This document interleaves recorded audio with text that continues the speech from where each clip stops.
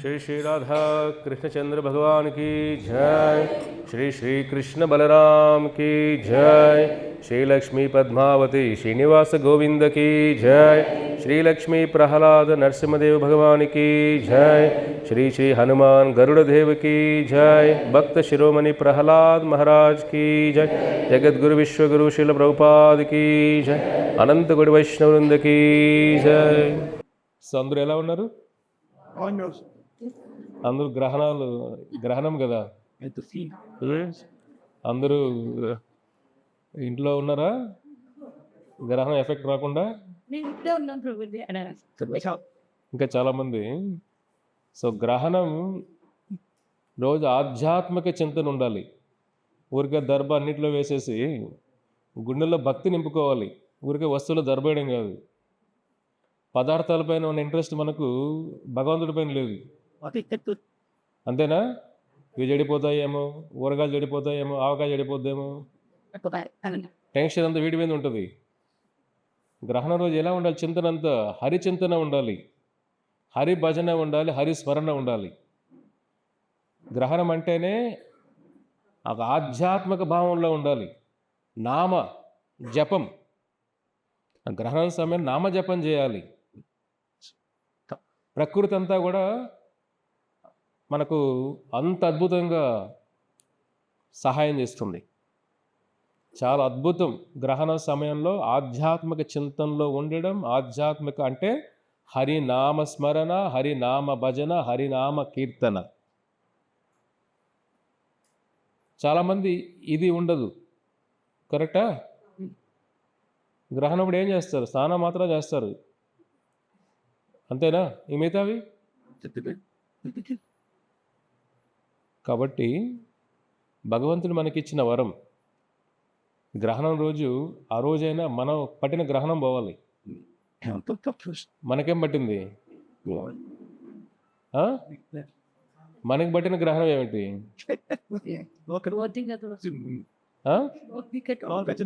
చంద్రగ్రహణం చంద్రుడికి పట్టింది గ్రహణం, బాగానే ఉంది. సూర్యగ్రహణం సూర్యుడికి పట్టింది, బాగానే ఉంది. మనకేం పట్టింది గ్రహణం? మనకు మాయాగ్రహణం.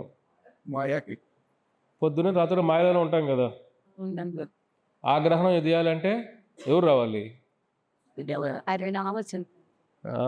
సాక్షాత్ కృష్ణ భగవాన్ రావాలి. ఆయన నామమే ఆ గ్రహణం తీయాలంటే. సూర్యుడు చంద్రుడు కూడా గ్రహణం తప్పించుకోలేరు. ఈ గ్రహణం నుంచి ఎవరు తప్పించుకోలేరు. మాయాగ్రహం ఇది. దేవతలు కూడా ఈ గ్రహణం పడిపోతారు. కాబట్టి మానవ జీవితం వచ్చింది మాయాగ్రహం బయటపడడానికి. మనం మాయలో నుంచి బయటపడ్డాం. అదే గ్రహణం, అదే కదా. పొద్దునుంచి అదే గ్రహంలో ఉంటాం కదా మనం. పొద్దునుంచి శరీర పోషణే, శరీర చింతన. హరి చింతన ఉండదు, శరీర చింతన. హరి భజన ఉండదు, మన భజన. అంతేనా? మన కులాలు, మన తాతలు, మన నాన్నగారు, మన గురించి దండోరా వేసేవాళ్ళు ఊళ్ళల్లో అంతా, చిన్న చిన్న పల్లెల్లో అంతా. ఇప్పుడు దండోరాలో పోయి ఏమొచ్చింది? యూట్యూబ్లో వచ్చేసి, ఇన్స్టాగ్రామ్ అనేది వచ్చే సోషల్ మీడియా. అక్కడ దండోరాలు ఏడివే. నేను వీరుణ్ణి, సూర్యుడిని, ఇంత సాధించాను, అంత సాధించాను. మనిషి జీవితం ఏమిటి? పుట్టుక చావుకు మధ్యలో ఉన్న చిన్న ఆట ఇది, అంతేనా? చావుకి పుట్టుక మధ్యలో ఉన్న చిన్న ఆట ఇది, చిన్న గేమ్ ఇది. ఈ గేమ్ని సీరియస్ తీసుకునేసేలాగా మనం దాన్ని. చిన్నపిల్లలు గేమ్ ఆడేప్పుడు ఏమనుకుంటారు? సీరియస్ తీసుకుంటారు గేమ్ని. వాళ్ళు ఓడిపోతే తట్టుకోలేరు, ఏడుస్తారు కూడా. కరెక్టే కదా? గేమ్ ఆడేటప్పుడు ఏడుస్తారు కదా వాళ్ళు ఓడిపోతే. ఒకసారి తల్లిదండ్రులు కావాలని ఓడిపోతారు కూడా, ఏడుస్తాడు రా బాబు వాళ్ళు. అంతేనా? పిల్లలతో అడుగేటప్పుడు మీరు ఓడిపోవాలి, వాడు ఓడిపోతే వాడు ఏడుస్తూ, వాడు అన్ని తట్టుకోలేక అరే వాడిని గెలిపిద్దాం రా బాబు. అంతేనా? చిన్న ఆట ఇది. కరెక్టే కదా? జీవితం కూడా చిన్నపిల్లలాగా ఉన్నాం. ఒక ఆధ్యాత్మిక జ్ఞానం, భగవద్గీత జ్ఞానం లేకపోతే మన మైండ్ ఎలా పనిచేస్తుంది? చిన్నపిల్లలాగా పనిచేస్తుంది. చిన్నదానికి ఏడవడం, అంతేనా? చిన్న చిన్న విషయాలకే అలిగిపోవడం, చిన్న చిన్న ఇబ్బందులకే కృంగిపోవడం. జీవితం ఒక చిన్న ఆట ఇదంతే. చావు పుట్టుకల మధ్య చిన్న ఆట. అదే భగవద్గీత ఉంటే గేమ్ ఎలా ఆడాలో నేర్పిస్తాడు కృష్ణుడి. గేమ్ ఆడడం అంటే ఎప్పుడు గెలవడం కాదు. ఓటమిని కూడా ఎలా తట్టుకోవాలి నేర్పించే గేమ్ ఇది. అందరూ సక్సెస్ కోరుకుంటే ఎలాగా?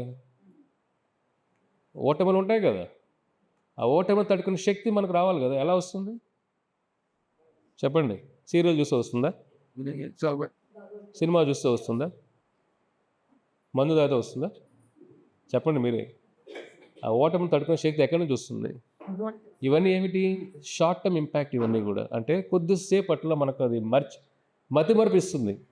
ప్రాబ్లం సాల్వ్ కాదు దీనివల్ల. ఏం చేస్తారు మీరు? ప్రాబ్లం మర్చిపోతారు అంతే. చిన్నపిల్లడు ఏదైనా గొడవ చేసినప్పుడు ఏం వేస్తాం? వాడికి చందమామ రావే చూపించేస్తాం వాడికి. ఇప్పుడు చందమామ ఎవరు చూపించట్లా అసలు. యూట్యూబ్లో చూపించే చందమామ ఎక్కడే ఉంది రావు. జానీ జానీ ఎస్ పాప అదేనా? సో ఇప్పుడు ఎలా అయిపోయింది జీవితం అంతా కూడా? ఒక చిన్నపిల్లలాగా అయిపోతుంది మనం. పెద్ద పెద్ద సినిమాలు ఫైట్లు చేసే హీరోలు, కానీ నిజ జీవితంలో ఒక ఫెయిల్యూర్ వస్తే వాడు ఏడుస్తాడు, తట్టుకోలేడు అసలు. అయ్యో కళ్ళీలు పెట్టుకోవచ్చు, ఎమోషన్ అయిపోతారు. ఈ చిన్న ఆట, భగవద్గీత చదువుతూ మనకి నేర్పించే చిన్న ఆట ఇది అంతే. ఈ ఆట మామూలు ఆట గంట 2 గంటలు ఉండదు. ఒక వన్ డే క్రికెట్లో అయితే 5 రోజులు టెస్ట్ మ్యాచ్లు, వన్ డే మ్యాచ్లు ఒక రోజు ఉంటుంది. ఈ ఆట ఒక 50 ఏళ్ళు 60 ఏళ్ళు ఉంటుంది అంతే. కానీ టైం స్కేల్లో ఇది చాలా చిన్న ఆట, అంతేనా? సత్యయుగంలో అంతా ఆయుష్ ఎక్కువ కదా, పెద్ద ఆట అది. ఇది చిన్న ఆట. 70 ఏళ్ళు ఎక్కువ బతికేసామని మనం అనుకుంటారు పక్కన, ఇంకా ఉన్నారు వీళ్ళు ఇంకా.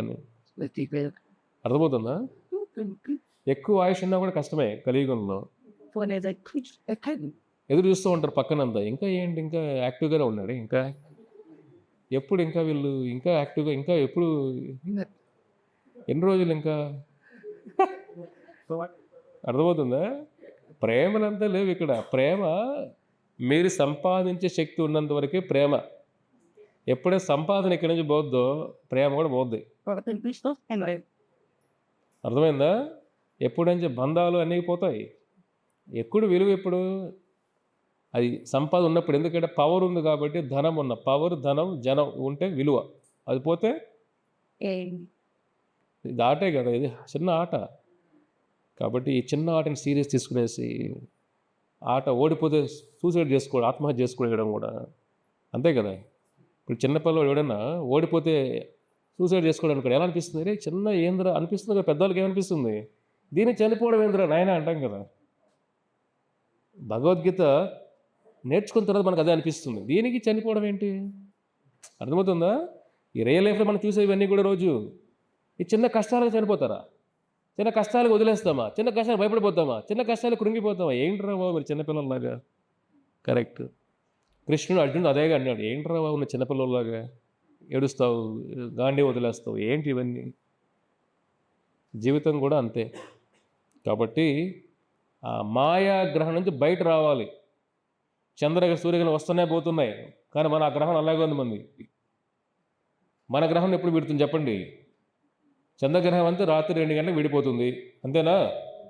10 గంటల నుంచి మన గ్రహం మనకు పట్టింది ఇంకా పోవట్లేదు. జీవితాంతం కూడా కాదు, జన్మల గ్రహణం ఇది. ఒక జీవితం వెళ్ళిపోతే పర్లే, ఇంకో జన్మలో అట్లా గ్రహం లేకుండా పుడతాం, అలా కాదు కదా. ఇది నా సుఖం నా పరం, జన్మలు పట్టే గ్రహణం ఇది, మాయా గ్రహణం ఇది. భక్తి తప్ప వేరే మార్గం లేదు. ఈ కలియుగంలో ఆ గ్రహణం పోవాలంటే హరినామం తప్ప, వైష్ణవ ఆచార్యుల కృప తప్ప వేరే మార్గమే లేదు. మీరు ఎన్ని మంత్రాలు, సూత్రాలు, శ్లోకాలు ఎన్ని చెప్పినా ఆ గ్రహణం పోదు, అంతేనా? జబ్బు దగ్గర మందు వేసుకోవాలి, కానీ జబ్బు ఒకటి మందు ఒకటి వేసుకుంటామా? మీరే చెప్పండి. క్యాన్సర్ జబ్బు ఉంది, డోలో వేసుకొని అయినా తగ్గిపోతుంది. ఇంట్లో వెళ్ళి నానమ్మ క్యాన్సర్ వచ్చింది, డోలో వేసుకున్నా తగ్గిపోతుంది. నానమ్మ క్యాన్సర్, డోలో వేసుకో, 2 వేసుకున్నా, మధ్యాహ్నం కూడా ఒకటి వేసుకో. నానమ్మ నాకు క్యాన్సర్. ఆవిడ క్యాన్సర్ తెలియదు పాపం ఆవిడకి, మనకి జబ్బే తెలియదు. ఇంక మందు ఎలా పనిచేస్తుంది చెప్పండి? కరెక్టే కాదా? జబ్బే తెలియకుండా ఏ మందు వాడతారు మీరు? మీ మంత్రం చెప్తామండి, నీ జబ్బేంటి రా బాబు? ఫస్ట్ జబ్బు నాకు తెలియదు. ఈ శ్లోకం చెప్తాను ప్రభుజీ రోజు. ఎందుకు చదువుతున్నావు? నీ జబ్బేమిటి? కాబట్టి భగవద్గీత ముందు మన జబ్బును తెలియజేస్తుంది. మన జబ్బేమిటి అని. జబ్బే తెలియకుండా మందు తెలుసుకొని ఏం చేస్తావు? ఫస్ట్ ప్రాబ్లం తెలుసుకోవాలి కదా. ప్రాబ్లం తెలియకుండా సొల్యూషన్ వెతుక్కుంటే ఎలాగా? మన సొల్యూషన్ చేస్తున్నాం, ప్రాబ్లం తెలియదు. అర్థమవుతుందా? రోజు సొల్యూషన్ చేస్తున్నాం, ప్రాబ్లం తెలియదు. ఇదే కదా, ఇదే మాయాగ్రహం అంటే ఇదే. ప్రాబ్లం తెలియదు. రోజు గాయత్రి మంత్రం చెప్తాను, రోజు లలిత సహస్రనామం చెప్తాను, రోజు ఈ మంత్రాలు పొద్దు నుంచి బుక్ చదివేసి నమిలేసి ఉంటాం కూడా. నమిలి మింగేసి శ్లోకాలని అన్నీ చేసి ఉంటాం. ప్రాబ్లం ఏంటి? తెలియదు. ప్రాబ్లం తెలియకుండా సొల్యూషన్ ఉపయోగం చెప్పండి. పరిష్కారం ఎప్పుడు ఎత్తుక్కోవాలి? ప్రాబ్లం తెలిసినప్పుడు. కానీ ముందు ప్రాబ్లం తెలుసుకోవాలి కదా. ప్రాబ్లం ఏమిటి? జన్మ మృత్యు జరా వ్యాధి. ఇది కృష్ణ గీతలో చెప్పింది. ప్రాబ్లం అంటే మనం అనుకుంటాం ఆరోగ్య ప్రాబ్లమ్స్, ఆర్థిక అంతే కదా, ఫైనాన్షియల్ ప్రాబ్లమ్స్, హెల్త్ ప్రాబ్లమ్స్, ఇవే ఇప్పుడు మనిషి ప్రాబ్లం అంటే. ఇప్పుడు అదే ఎక్కువైపోయి మొన్న పేపర్లు వేశారు, వరల్డ్ హెల్త్ ఆర్గనైజేషన్, ప్రపంచ ఆరోగ్య సంస్థ అంటారు దాన్ని, WHO, వరల్డ్ హెల్త్ ఆర్గనైజేషన్, 100 కోట్ల మంది ఎమోషనల్గా ప్రతి డిప్రెషన్లో ఉన్నవాళ్ళు ఆల్ ఓవర్ ద వరల్డ్, ప్రపంచం అంతా కూడా. ప్రపంచమంతా 100 కోట్ల మంది డిప్రెషన్లో ఉన్నారంట. చూడండి, ఏ డిప్రెషన్? అన్నీ ఉన్నాయి కదా. మనిషి ముందంత కష్టాలు ఇప్పుడు ఏమన్నా చెప్పండి. ఎక్సెస్ ఎక్కువైపోయినాయి కూడా. ఒబిసిటీ, అమెరికాలో 40% ఒబిసిటీ. అమెరికాలో 140 మంది ఊబకాయలు, తెలుగులో బాగుంది పేరు, ఏదో మునక్కాయ, సొరకాయ, బీరకాయ లాగా ఊబకాయ. కాయలు గారి కాయ ఏమిటంటే ఊబకాయ. చిన్నపిల్లలు ఆడుకుంటారు గేమ్ అప్పుడప్పుడు, ఏదో రిథమ్స్ అంటారు దాన్ని, రిథమ్స్ అంటారు అనమాట. కాయ గారి కాయ ఏమిటి? ఊబకాయ. సో అమెరికాలో 40% ఊబకాయ. చూడండి, ఇట్లా ఉంది ప్రపంచం అంతా కూడా. కాబట్టి మనం భగవద్గీత ఒక డైరెక్షన్ ఇస్తుంది. ప్రాబ్లం తెలుసుకోవాలి. జన్మ పుట్టుకే ప్రాబ్లం రాయగా మన పుట్టుకని సెలబ్రేషన్ చేస్తాం, పెద్ద కేకులు కట్ చేస్తాం. అక్కడికి అర్థమైపోయింది కదా ప్రాబ్లం మనకేం తెలియదని. చెప్పండి, ప్రాబ్లం తెలిసిన వాడు సెలబ్రేట్ చేసుకుంటాడా? నాకు అప్పులు 10 కోట్లు ఉన్నాయి, లెట్స్ హ్యావ్ ఎ పార్టీ అంటాడు ఎవడైనా? నా డబ్బులు పోయినాయి, లెట్స్ హ్యావ్ సెలబ్రేషన్ అంటాడా? చెప్పండి మీరే. నా ఉద్యోగం రాలేదు, ఇంటర్వ్యూ ఫెయిల్, పార్టీ చేసుకుందాం మొదలండి అంటారా ఎవరైనా? పుట్టికే ప్రాబ్లం కృష్ణ భగవంతుడు అంటుంటే, జన్మ ప్రాబ్లం రా అంటే బర్త్డే సెలబ్రేషన్లో. ఇదే కదా అజ్ఞానం అంటే. ఎందుకంటే మరి ఎలా పుడుతున్నామో తెలియట్లేదు. తల్లిదండ్రుల ఆ సంబంధం, ఆత్మ ఎలా వెళ్తుందో తెలియదు. ఆత్మ లోపల అల్ట్రాసౌండ్ చచ్చిపోతుందా? చెప్పండి. అల్ట్రాసౌండ్ చేసి పొట్టలో ఏముందో బేబీ లోపల పరిస్థితులు అది తెలుసుకుంటాం అంతే. కానీ కాన్షియస్నెస్, లోపల భావన అంత బాగా వర్ణిస్తుంది. పుట్టుకే ప్రాబ్లం. ఇంకేం అర్థం చేసుకున్నాం మన జీవితం చెప్పండి? సెలబ్రేషన్. అందుకే డివోటీస్ ఎప్పుడు బర్త్డే సెలబ్రేషన్ ఉండవు. ప్రాబ్లం సెలబ్రేట్ చేసుకుంటాం మనం. మీరే చెప్పండి, కామన్ సెన్స్ కదా. ఫస్ట్ పూర్తులు 70 ఏళ్ళు 80 ఏళ్ళు కూడా చేసుకుంటారు కొంతమంది. ఎందుకు ఇవన్నీ అంటే భగవంతుడి చింతన తెలియకుండా, జీవితం విలువ తెలియకుండా, మనిషికి ఎందుకు పుడుతున్నామో తెలియకుండా, ఎక్కడికి పోతున్నామో తెలియకుండా, పుట్టుకే తెలియకుండా, ఏదో ఒకరికి పుట్టేసం అయిపోయింది అంతేనా? ఎలా పుట్టావు?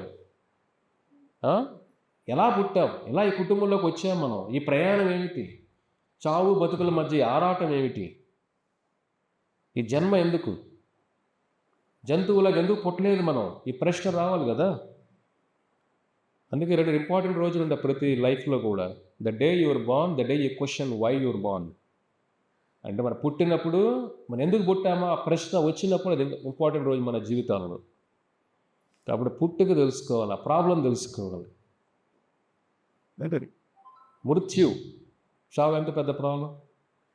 ఎవరిని అడగండి, ఎవరైనా చనిపోతారు చేతులు ఎత్తారా? చెప్పండి, ఎవరు అడిగి చనిపోవడానికి చేతులు ఎత్తారా? ప్రభు ఇంకా కొన్ని చేయాలి, ఇంకా కొన్ని అనుభవించాలి, ఇంకా అప్పుడే ఎలాగా అంటే కొద్దిగా టైం ఇవ్వండి, అడ్వాన్స్ నోటీస్ అని ఇవ్వండి, అప్పుడే ఎలాగా అర్థమైందా? మృత్యువు. కానీ భక్తుడు అలా కాదు, ఎనీ టైం ఎనీ టైం భక్తుడు ఏ టైం వచ్చినా కూడా హరే కృష్ణ. ఎందుకంటే భవిష్యత్తు జ్ఞానం ఉంది కాబట్టి. భవిష్యత్ జ్ఞానం లేని వాడికి భయం, జ్ఞానం లేని వాడికి భయం ఉంటుంది ఎప్పుడు కూడా, అంతే కదా. చీకట్లో కూడా తాడు పట్టుకున్నా కూడా ఏమనిపిస్తుంది, ప్రభుపాదులు చెప్తారు, తాడు పట్టుకున్నా కూడా చీకట్లో ఏమనిపిస్తుంది, అది ఆమెమో అయ్యో అయ్యో, అది లైట్ వేస్తే ఓ ఇది తాడేనా ఇది. అది జ్ఞానం అజ్ఞానానికి సింపుల్గా ప్రభుపాదులు చెప్తారు. జ్ఞానం ఉన్నప్పుడు భయం ఉండదు, భయం ఉందంటే జ్ఞానం లేదని. దీనే పెద్ద కాంప్లెక్స్ ఇది ఏం లేదు దీంట్లో. ఇక్కడ జ్ఞానం, ఈ గీతా జ్ఞానం అంటే భయం ఉండదు. చావు అంటే భయం ఉందంటే కూడా జ్ఞానం లేనట్టే కదా. అక్కడ మృత్యువు అంటే తెలియదు, మృత్యువుడు ఏమవుతుందో తెలియదు, అంత ఎండ్ అయిపోతుంది అనుకుంటాం, అంత అయిపోయింది అనుకుంటాం. ఆ ప్రయాణం తెలియట్లే, మన ప్రయాణం మనకు తెలియదు.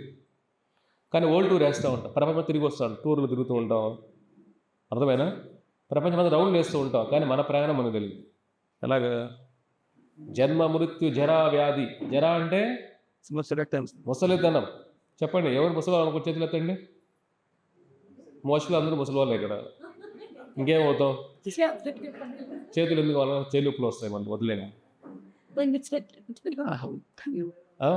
ఆల్రెడీ అదే స్టేజ్లో ఉన్నారు మీరంతా, కరెక్టే కదా. ఇంకా సరే, ఎవరు యంగ్ కావాలి చేతులు ఎత్తండి, యంగ్ కావాలనుకున్న వాళ్ళు.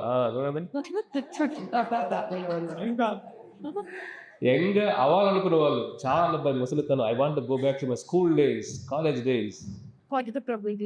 అర్థమేనా? సో ముసలితనం అంటేనే చాలా కష్టం, శరీర కష్టం, మానసిక కష్టం. కాలు నుంచి అరికాల నుంచి మోకాల వరకు, మెదడు నుంచి అన్ని లోపల ఆర్గాన్లు, లివర్, కిడ్నీలు అన్నీ కూడా ప్రాబ్లమ్సే. ఎక్కువ తింటే ప్రాబ్లం, తక్కువ తింటే ప్రాబ్లం, తినకపోతే ప్రాబ్లం. ముసలితనం కూడా ప్రాబ్లమ్సే. అయినా కూడా ఆశ, ఇంకా బతుకుదాం రా 10 రోజులు. ఇదే మాయాగ్రహణం. కష్టాలను పర్లేదు, బతికేద్దాం ఎల్లో కదా. ఈ ధృతరాష్ట్రుడి ఆలోచనలు ఇలాగే ఉంటాయి. ఇది మాయాగ్రహణం ఉన్నప్పుడు ప్రాబ్లం తెలియదు మనకు. అనస్థీషియా ఇస్తారు కదా, ఆపరేషన్ అప్పుడు ఇస్తారు కదా, అప్పుడు కట్ చేస్తారని తెలుస్తుందా మీకు? తెలియదు కదా. ఆ పెయిన్ తెలియదు మీకు, నొప్పి తెలియదు. ఇది కూడా అంతే, మాయాగ్రహంలో ఉన్నప్పుడు ఏం తెలియదు. ఏదో పుడుతున్నావు, ఏదో పోతున్నావు, ఎక్కడ పోతావు తెలియదు, ఎలా వచ్చావు తెలియదు, నీకేం తెలుసు, నీకు నువ్వో ఎవరు తెలియదు, ఏం తెలియదు. ఇంకా ఎందుకు మానవ జీవితం మనకు? జన్మ మృత్యు జర వ్యాధి. వ్యాధి అంటే ఏమిటి? ఎవరికి వ్యాధుల్లో చేతులు ఎత్తండి. ఎక్సలెంట్. అయినా కూడా మనం భగవద్గీత జీవితం పాటిద్దాం. ఎందుకు ఈ జీవితం చాలు, జబ్బులు, ఇది ఇక్కడ ఏం సుఖం అని చెప్పన్నా ఒకటి చెప్పండి. ఇక్కడ ఏముందని? ఇక్కడ అనుభవించినడేమో అనుభవించాలనిపిస్తుంది వాడికి, ఏదో మాయాగ్రహణం. అనుభవించిన వాడికి ఇక్కడ ఏమి లేదురా అంటాడు, కానీ వాడు వింటాడా? నువ్వు అన్నీ అనుభవించి పైన కూర్చున్నావు నాయన, నన్ను కూడా అనుభవించని, అంతే కదా. కాబట్టి వ్యాధి, వైకుంఠంలో 4 ఉండవు. వైకుంఠంలో మోక్షం 4 ఉండవు. పుట్టుక లేదు వైకుంఠంలో. పుట్టుక శరీరానికి, ఆత్మకు కాదు. చావు ఉండదు. పుట్టుక లేనప్పుడు చావు ఎలా ఉంటుంది చెప్పండి? ఆ శరీరం, సచ్చిదాన శరీరంలో జబ్బులు ఉండవు, ముసలితనం ఏది ఉండవు. అందుకే స్వామి ఎప్పుడైనా చూసారా జబ్బులతో? చెప్పండి. వెంకటేశ్వరం జబ్బులతో చూసారు ఎప్పుడైనా? మందులు వేసుకోవడం, హాస్పిటల్కి పోవడం. కృష్ణుని ఎప్పుడైనా చూసారా మందులు వేసుకోవడం? అంతా భగవంతుడికి జబ్బులు ఏమిటి? మన ఈ పంచభూత శరీరానికి జబ్బులు, ఈ భౌతిక శరీరానికి జబ్బులు. ఎందుకంటే ఇది పంచ ప్రకృతితో వచ్చిన శరీరం ఇది, కాబట్టి సైడ్ ఎఫెక్ట్స్ ఉంటాయి. ప్రకృతితో వచ్చిన శరీరానికి సైడ్ ఎఫెక్ట్స్ ఉంటాయి. ఆధ్యాత్మిక శరీరానికి సైడ్ ఎఫెక్ట్స్ ఉండవు. కాబట్టి జన్మ మృత్యు జర వ్యాధి, ఈ 4 లేకుండా అది నిజమైన ప్రాబ్లమ్స్ ఒక మనిషికి. ఈ ప్రాబ్లం అర్థం చేసుకున్నారంటే మీరు ఈ చావు పుట్టుకలు ఉన్న గేమ్ చాలా ధైర్యంగా ఆడగలుగుతారు. ముందు ఆ మాయ గ్రహం నుంచి బయట వస్తారు. ఎలా వస్తారు? తమసోమ జ్యోతిర్గమయ. Come to the light of knowledge. అంటే ఆ జ్ఞానంలోకి రావాలి. ప్రపంచాన్ని జ్ఞానంతో చూడాలి, కళ్ళతో చూడడం కాదు. కళ్ళతో ఎన్ని రోజులు చూస్తారు మీరు చెప్పండి? కళ్ళతో ఎన్ని రోజులు చూస్తారు ప్రపంచానికి? ఈ మధ్య పుడతానే అద్దాలు వచ్చేస్తున్నాయి వాడికి, అంతేనా? ఎంత చిన్నపిల్లలకి అద్దాలు, పెద్ద పెద్ద అద్దాలు ఉంటాయి, వాడి సైజు ఇంతే, అద్దాలు పెద్దగా ఉంటాయి. ఎలా అయిపోయింది? కళ్ళతో ఏం చూస్తాం ప్రపంచాన్ని మనం? జ్ఞానంతో చూడాలి. జ్ఞానంతో కళ్ళు లేకపోయినా చూడగలుగుతాం ప్రపంచాన్ని. ప్రపంచం చూడడం కళ్ళు ఉంటే చూసినట్టు కాదు, జ్ఞానంతో చూడాలి. ఏది మంచి ఏది చెడు తెలుసుకున్నవాడు వాడు నిజమైన ప్రపంచాన్ని చూస్తున్నాడు. లేదంటే గుడ్డి వాళ్ళే. ప్రపంచం చూస్తున్నాం కానీ ఏమో తెలియదు, అంతే కదా? గుడ్డివాడికి తెలియదు కదా, గుడ్డివాడికి రంగులు తెలియదు. గుడ్డివాడికి మీరు ఎరుపు రంగు చెప్పండి, వాళ్ళకి తెలియదు పాప. ఆయనకి బ్లూ కలర్ అసలు తెలియదు, బ్లూ ఎలా ఉంటుందో తెలియదు ఆయనకి, అంతేనా? రంగులు తెలియదు వాళ్ళకి. జ్ఞానం లేని వాడికి ఎన్ని చెప్పినా వాడి బుర్రకి అర్థం కావు. కాబట్టి తమసోమ జ్యోతిర్గమయ, ఈ భగవద్గీత జ్ఞానంలోకి, ఆ జ్ఞానం వైపు నడవాలి. మానవ జీవితం జ్ఞానం వైపు నడవడానికి, అంతే తప్ప బంధాలు, బాధ్యతలు, ఈర్ష్య, ద్వేషాలు, అసూయ, ఈ గుణాలతో ఉన్నప్పుడు మనిషి తృప్తిగా బతకలేడు కూడా. ఉన్నదాన్ని తృప్తిగా ఉండలేడు కూడా వాడు. కాబట్టి ఇవన్నీ నుంచి మనం బయటపడే శక్తి ఎవరు? గురువు, అంతే కదా?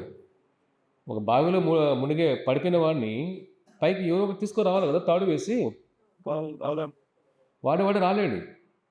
కాబట్టి ఈ మాయా గ్రహం నుంచి బయట తీసుకొచ్చే వ్యక్తే గురువు, ఆచార్యులు. అందువల్ల ఈరోజు చాలా ముఖ్యమైన పుణ్యదినం ఈరోజు. ఎందుకు ఇవాళ మంచి పుణ్యదినం చెప్పండి? ఇవాళ స్పెషల్, ఇవాళ చాలా ముఖ్యమైన పుణ్యదినం ఈరోజు. ఎవరు మనకు మాయా గ్రహం నుంచి బయట పంపిస్తారో ఆధ్యాత్మిక గురువు, వైష్ణవ గురువు, ఆచార్య. ఇది ఇవాళ ప్రభుపాదుల వారు సన్యాసం తీసుకున్న రోజు ఈరోజు. ప్రభుపాదుల వారు సన్యాస దివస్, సన్యాసం తీసుకున్న రోజు ఎప్పుడు? 1959, 1959 సెప్టెంబర్ 17. మనం ఎప్పుడు కూడా తిథి ప్రకారం చేయాలి, డేట్ల ప్రకారం చేయకూడదు. ఒకవేళ పుట్టినరోజు మీరు జరుపుకోవాలన్నా మీ ఇంట్లో పిల్లలకి తిథి ప్రకారం చేయండి, డేట్ల ప్రకారం కాదు. డేట్కి విలువ లేదు, ఆ నక్షత్ర బలం. ఆ తిథి నక్షత్రం చూడాలి, ఎప్పుడైనా డేట్గా చూడాల్సింది మనం. సో ప్రభుపాదుల వారు 1959లో సన్యాసం తీసుకున్నారు. చూడండి, ఇది చాలా ముఖ్యమైన దినం. కాబట్టి ఆచార్యుల గురించి మనం తెలుసుకుందాం. మన ఆ గ్రహణాన్ని విడిపించే శక్తి. ప్రభుపాదుల వారు 1950లో కుటుంబాన్ని వదిలేశారు. 1896లో ప్రభుపాదుల వారు జన్మించారు కలకత్తా నగరంలో. 1896. 1922 సంవత్సరంలో ప్రభుపాద వాళ్ళ గురువు గారిని కలుస్తారు ఫస్ట్ టైం కలకత్తాలో. ప్రభుపాదుల గురువు పేరేమిటి?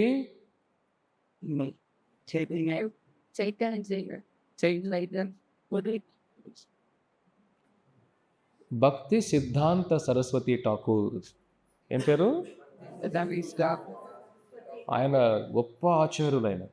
ఆయన అప్పట్లోనే 64 మఠాలు పెట్టారు, ఇండియా మొత్తం కూడా 100 ఏళ్ళ ముందే.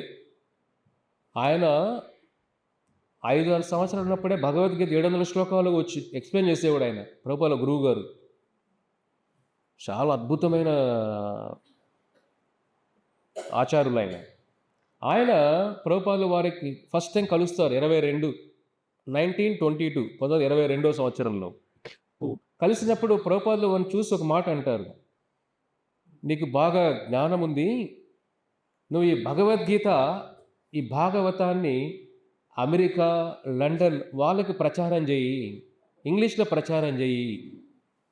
ఎందుకంటే ప్రభుపాదులు అప్పుడే ఇక ఫార్మసీ, ఇట్లా ఇంజనీరింగ్ ఇవంతా అప్పట్లోనే ప్రభుపాద చాలా స్కాలర్ ఆయన, చాలా జ్ఞానవంతులు అని చెప్తారు. 1922లో 1922లో కలిసినప్పుడు సరే అని చెప్తారు ప్రభుపాదుల వారు. 1933 సో ఆ తర్వాత పెళ్ళి అయిపోతుంది ప్రభుపాదుల వారికి. చూడండి, చాలామంది ఏమనుకుంటారు ప్రభుపాదుల వారు పుట్టిన ముందు నుంచి సన్యాసి అనుకుంటారేమో. కాదు, ఆయన పుట్టిన ఇల్లు వాళ్ళ తండ్రి గారు అమ్మగారు గొప్ప వైష్ణవులు. ప్రభుపాదుల తండ్రి పేరు ఏమిటి? ఓకే, సో నెక్స్ట్ టైం మీకు ఒక చిన్న బుక్ పబ్లిష్ చేసి ఇస్తాం. ప్రభుపాదుల జీవిత చరిత్ర, మీకు నాలెడ్జ్ బాగా వస్తుంది. నెక్స్ట్ టైం ప్రయత్నం చేద్దాం, మీకు ఇస్తాం. సో ప్రభుపాదుల వారు వాళ్ళ తల్లిదండ్రులు చిన్నప్పటి నుంచి ఆధ్యాత్మికంగా పెంచుతారు. ప్రభుపాదులు పుట్టినప్పుడే చెప్తారు, జాతకం వేస్తారు కదా, జాతకం చూసిన వాళ్ళు చెప్తారు, ఈ అబ్బాయి 70 సంవత్సరాల వయసులో సముద్రాలు దాటుతాడు. ఈ అబ్బాయి 70 సంవత్సరాల వయసులో సముద్రాలు దాటుతాడు, 108 కృష్ణుడు దేవాలయాలు కడుతాడు ప్రపంచమంతా అని చెప్తారు. వాళ్ళ తండ్రి గారు అమ్మగారు అప్పటి నుంచి ఇతను మంచిగా ఆధ్యాత్మికంగా పెంచాలి, ఏదో ఇంజనీర్ డాక్టర్ అవుదామని కాదు. అందరూ మీ అబ్బాయిని లండన్ పంపించండి, బ్యారిస్టర్ అంటే అప్పుడు తెలుసు కదా మీ బ్యారిస్టర్ అంటే ఏంటి, లా కోర్స్. అప్పుడు బెంగాల్ చాలామంది వెళ్ళేవాళ్ళు, రవీంద్రనాథ్ ఠాగూర్ అంతా ఆ టైంలో ఇదంతా కూడా జరిగింది. అందరూ లండన్ పంపించండి, లాయర్ అవుతాడు.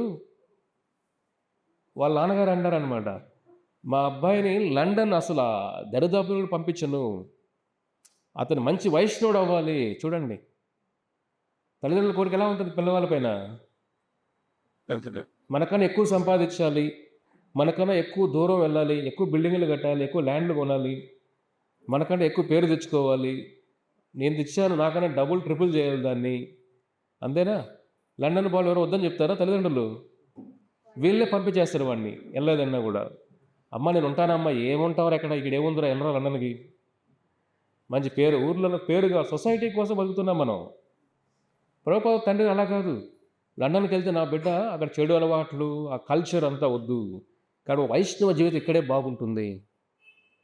అద్భుతం కదా, ఒక తండ్రి ఆలోచన తల్లి ఆలోచన ఎలా ఉంటుంది చూడండి, ఎట్లా మంచిగా ఆధ్యాత్మికంగా పెంచుతారు. తర్వాత ప్రభుపాదుల వారికి చిన్న వయసులో తల్లి గారు చనిపోతారు. చిన్నప్పటి నుంచి ప్రభుపాదులు బాగా నేర్చుకుంటారండి, ఇంటి పనులు ఏంటి, కొన్ని అవగాహన, కుకింగ్, వంట చేయడం, తల్లిని చూస్తూ కొన్ని నేర్చుకో ఉంటారు ఆయన. 33వ సంవత్సరంలో వాళ్ళ గురువు గారు దీక్ష ఇస్తారు ప్రభుపాదుల వారికి. అంతవరకు ప్రభుపాద పేరు అభయ చరణ్, పేరు అంత బాగుంది కదా, అభయ చరణ్. అభయం అంటే ఏమిటి? భయం లేకుండా. కృష్ణుడికి ఇంకో పేరు ఏమిటి? అభయ చరణ్. చరణ్ అంటే పాదాలు. ఎవరి పాదాలు మన శరణొందితే భయం మనల్ని తాకదో, ఎవరి పాదాలు భయాన్ని దూరం చేస్తుందో. ప్రతి ఒక్కరికి భయం ఉంటుంది. ఒక ప్రెసిడెంట్కైనా, చిన్న పని చేసుకున్న కూలివాడికైనా భయం ఎప్పుడు ఉంటుంది. ఆ భగవంతుడి పాదాలు ఉన్నవాడు భయం ఉండదు ఫస్ట్. అందుకే ఆ పేరు అభయచరణ్ అని పెడతారు ప్రభుపాదుల వారికి. దీక్ష తీసుకున్నప్పుడు ఏమవుతుంది? అభయ చరణార వింద దాస. ఇప్పుడు మన భక్తుల పేరు తెలుసు కదా మీకు, లాస్ట్లో ఏముంటుంది? రెడ్డి అలా ఉంటుందా? చెప్పండి మీరు, ట్యాగులు ఏముంటాయి మాకేమన్నా? మాకు ట్యాగ్ ఉంది. ఏం ట్యాగ్ అది? దాసా ట్యాగ్ కదా. దాసా అంటే భాషలో కదా, దాసా. దాసా అంటే ఏమిటి? సర్వెంట్, సేవకుడు. ఎంత గొప్ప గర్వం అది, భగవంతుడి సేవకుడు అంత గర్వం కదా. ఎవరో మొన్న ఆర్టికల్ పంపించారు, నరేంద్ర మోడీ పర్సనల్ సెక్యూరిటీ అని. ఒక లేడీ ఎవరో బెంగాలీ, ఆవిడ గురించి ఫుల్, ఓ నరేంద్ర మోడీ సెక్యూరిటీ, నరేంద్ర మోడీ దగ్గరుండి సేవ చేస్తుంది. అదే భగవంతుడి సేవకులు అంటే ఎంత ప్రివిలేజ్, అది ఎంత స్థితి. అందుకే దాస కదా. ప్రభుపాదుల వారి పేరు అభయ చరణారవింద దాస. 1936లో ప్రభుపాదుల వారు వాళ్ళ గురువు గారికి లెటర్ రాస్తారు. మీకు చాలామంది సన్యాసులు ఉన్నారండి శిష్యుల్లాగా, కానీ నేను ఒక చిన్న ఫ్యామిలీ మ్యాన్, ఏదో చిన్న కుటుంబం ఉంది, పిల్లలు ఉన్నారు, నేను మీకు ఎలా సేవ చేయగలుగుతాను? ఎందుకంటే ప్రభుపాదుల గురువు గారు భక్తి సిద్ధాంత మహారాజ్ దగ్గర ఎంతోమంది వందల మంది శిష్యులు ఉన్నారు. సన్యాసులు గొప్ప గొప్ప పండితులు వాళ్ళు. మామూలు మనుషులు కాదు, గొప్ప అట్లా చదివేసి ఈ జ్ఞానం అంతా కూడా సంస్కృతం పద్యాలు రాస్తూ సంస్కృతాన్ని వర్ణిస్తూ అంత జ్ఞానవంతులు, అంత పెద్ద పండితులు శిష్యులుగా ఉన్నారు. సన్యాసులు మీకు ఉన్నారు. నేనేదో చిన్న గృహస్థుణ్ణి, అర్థమైందా? నేను చిన్న గృహస్థుణ్ణి, ఏదో చిన్న ఫ్యామిలీ ఉంది, ఏదో జీవితం సాగిస్తున్నాను, మీకు ఏం సేవ చేయగలుగుతున్నాను అని వేడుకుంటాడు. చూడండి, ఒకసారి అనుకుంటాం మనం, చూసే వాళ్ళే చాలా గొప్పగా చేస్తారని కాదు, భగవత్ కృప ఉండాలి ఫస్ట్. ప్రభుపాదుల వారు చాలా సింపుల్, సాధారణ, మనలాగే సాధారణ చిన్న ఫ్యామిలీ, ఏమి అందరిలాగా పెద్ద పేరు, బ్రాండ్, పెద్ద పెద్ద నేమ్, లేదంటే ఉన్న సన్యాసుల్లో ఒక విలువ, స్థానం, ఏమి ఒక పొజిషన్ కూడా ప్రభుపాదుల వారికి. ఒక మామూలు ఏ పొజిషన్ కూడా లేదు. ఒక టెంపుల్స్లో వాళ్ళ గురువు గారు 64 మఠాలు ఉన్నాయి.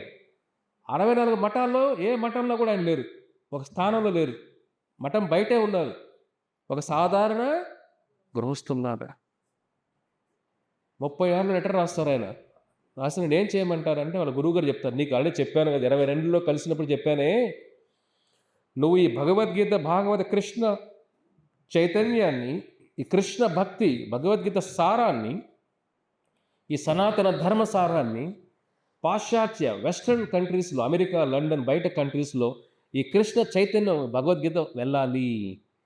నువ్వు ఇంగ్లీష్లో గొప్ప పండితుడివి, నువ్వు వెళ్ళి ఈ జ్ఞానాన్ని, గీతా జ్ఞానాన్ని ప్రపంచానికి పరిచయం చేయి. చూడండి, అది ఏదైనా సామాన్య విషయమా? ప్రపంచానికి గీత పరిచయం చేయాలంటే, మన హిందూపూర్ పరిచయం చేయాలంటే రోజు కింద మీద పడుతున్నాం మనం, అంతేనా? ఈ దేశంలో పుట్టి, ఈ నేల మీద పుట్టి ఎంతమంది గీత చదువుతారు చెప్పండి? ఇక్కడ హిందూకి నానా చదువురా, వినరా, ప్రభుజీ టైమే లేదు, యమరాజు వస్తాడరా పట్టుకుంటాడరా, టైమే లేదు, అంతేనా? ఎన్ని కర్మలు చేసి వచ్చాము ఇక్కడికి, జీవితం మార్చుకోండి. కానీ చాలామందిలో ఆ భావన రాదు. మాయాగ్రహం టైట్గా ఉన్నప్పుడు ఏం చేస్తాం? వాళ్ళ గురువుగారు ఏం చెప్పారు? బయటకు వెళ్ళి ప్రచారం చేయి, అమెరికా, లండన్ వాళ్ళకి గీత గురించి చెప్పు అన్నారు ఆయన. ఆయన భయంలా ప్రభుపాదుల వారికి మా గురువు గారు చెప్పారు. చూడు, ఇది ఒకటి ఏమిటంటే ఫస్ట్ నేర్చుకోవాల్సిన గుణం ఏమిటంటే గురు భక్తి ఉండాలి. గురువు భక్తి అంటే నా పైన కాదు, నేను గురువు కాదు, ఆయన ఆచార్యుల భక్తి ఉండాలి. ఈ మధ్య అందరూ ఒక చిన్న శ్లోకం చెప్తే గురువులు అయిపోతున్నారు. అర్థమవుతుందా? గురువు అంటే ఏమిటి? చామాన విషయం అది. ఏదో క్రికెట్ నేర్పించిన గురువులు అయిపోయింది, అందరూ అయిపోతున్నారు గురువులంతా. కాదు, ఒకరి కర్మ తీసుకున్న శక్తి మనలో ఉండాలి. ఆ శక్తి ఎవరికి లేదు, ఆచార్యులు తప్ప ఎవరికి ఆ శక్తి లేదు. మనం ఏదో నిమిత్తం మాత్రం ఆ జ్ఞానం ఇవ్వడం తప్ప, ఆ జ్ఞానం ఆయన ఇచ్చిన జ్ఞానం ఇది కూడా. కాబట్టి ఆ గురు భక్తి ప్రభుపాదుల వారిలో పుష్కలంగా ఉంది, అది నేర్చుకోవాలి మనం. ఆయనతో పాటు వాళ్ళ గురువు గారి 100 మంది సన్యాసి శిష్యులు ఉన్నా, 100 మంది వేద పండితులు, అంత జ్ఞానం ఉన్నా, ఇతను ప్రభుపాదుల వారు సింపుల్గా ఒక చిన్న ఫ్యామిలీతో బయట ఉండి, ఆ సంస్థలు ఎక్కడా కూడా ఒక అధికారం కానీ ఎక్కడా లేకున్నా, గురువుగారు లేదు, ఈ గీతా జ్ఞానం ప్రపంచాన్ని పరిచయం చేయి, ఇదే నీకు ఇచ్చే లాస్ట్ ఉపదేశం అంటారు. తర్వాత ఆయన శరీరం వదిలేస్తారు వాళ్ళ గురువుగారు. కానీ ప్రభుపాదుల వారికి ఇది వాళ్ళ గురువుగారు చెప్పిన మాట, దానికోసం ఏదైనా చేయాలి. గురువుగారు చెప్తారు, నువ్వు ఇంగ్లీష్ బాగా రాస్తావు, బుక్స్ రాసి భగవద్గీత భాగవతం ఇంగ్లీష్లో రాసి దాన్ని పబ్లిష్ ప్రింట్ చేయని అంటారు. డబ్బులు ఉంటే నీ దగ్గర, ఆ డబ్బులు సంపాదించాలి. చూడండి, అప్పట్లో ఏంటంటే 100 ఏళ్ళ ముందు పేపరు చాలా బంగారులాగా. అప్పట్లో ఎవరైనా అడగండి, 19th centuryలో అర్లీలో అంతా కూడా, అర్లీ డేస్లో పేపర్ ఏంటి? బంగారు కన్నా విలువ. పేపర్ దొరికేది కాదు ప్రింటింగ్కి. ఎందుకు? బ్రిటిష్ వాళ్ళు ఈ ఫ్రీడమ్ ఫైటింగ్ అంతా, ఇప్పుడు స్వతంత్రం ఉద్యమాన్ని అణిచివేయాలని పేపర్ దొరికేది కాదు ఈజీగా. బంగారం ఉండేది అందరింట్లో, పేపర్ ఉండేది కాదు. సో అంత కష్టం. ప్రభుపాదుల వారు జపాన్ బయట నుంచి దాన్ని ఇంపోర్ట్ చేసుకుందాం, దాని డబ్బులు కావాలి కదా. ఆయన సన్యాసి కాదు, వెళ్తాను డబ్బులు ఇవ్వడానికి డొనేషన్ ఇస్తారా? మీరే చెప్పండి. మీరు పక్కింటికి వెళ్ళి డొనేషన్ ఇస్తారా? మీకు ఇస్తారా? మీకు ఇవ్వరు కదా. ఎందుకనే ఉద్యోగం చేసుకున్న బతుకు నీకెందుకయ్యా ఎవరెవరు ప్రభుపాదుల వారికి ఆ డబ్బులు సంపాదించాలి అని ఒక ఫార్మసీ మన మెడికల్ షాప్ లాగా అప్పట్లో ఆయనే కెమికల్స్ తయారు చేసి జగదీష్ చంద్ర బోస్ వినుంటారు మీరు, ఆయన ల్యాబొరేటరీ దాంట్లో పనిచేసేవాళ్ళు ప్రభుపాద మేనేజర్ లాగా. తర్వాత బయట వచ్చి ప్రయాగ్ ఫార్మసీ అప్పట్లో చూడండి, ప్రయాగ్ పేరు ఫార్మసీ అని ప్రభుపాద ఒక మెడికల్ షాప్ పెడతారు. డబ్బులు సంపాదించి ఆ డబ్బులు ఎందుకు ఈ భగవద్గీత భాగవతం ప్రింట్ చేయడానికి పేపర్లు కావాలి అని చూడండి చాలా ప్రయత్నాలు చేస్తారు. ప్రభుపాద వారు ఏది పట్టుకుంటే బిజినెస్ అద్భుతం, అర్థమవుతుందా? అద్భుతమైన లాస్. మీరు అద్భుతమైన లాభాలు అనుకుంటారేమో మీరు కదా. ప్రభుపాద ఏది పట్టుకుంటే అద్భుతమైన లాస్, అంతా లాసే. ఏ వ్యాపారం చేసినా లాసే. ప్రభుపాదకు అర్థం కావట్లేదు ఏమిటిది, మన సంకల్పం ఏమిటి? కృష్ణుని సేవ చేయాలనే కదా.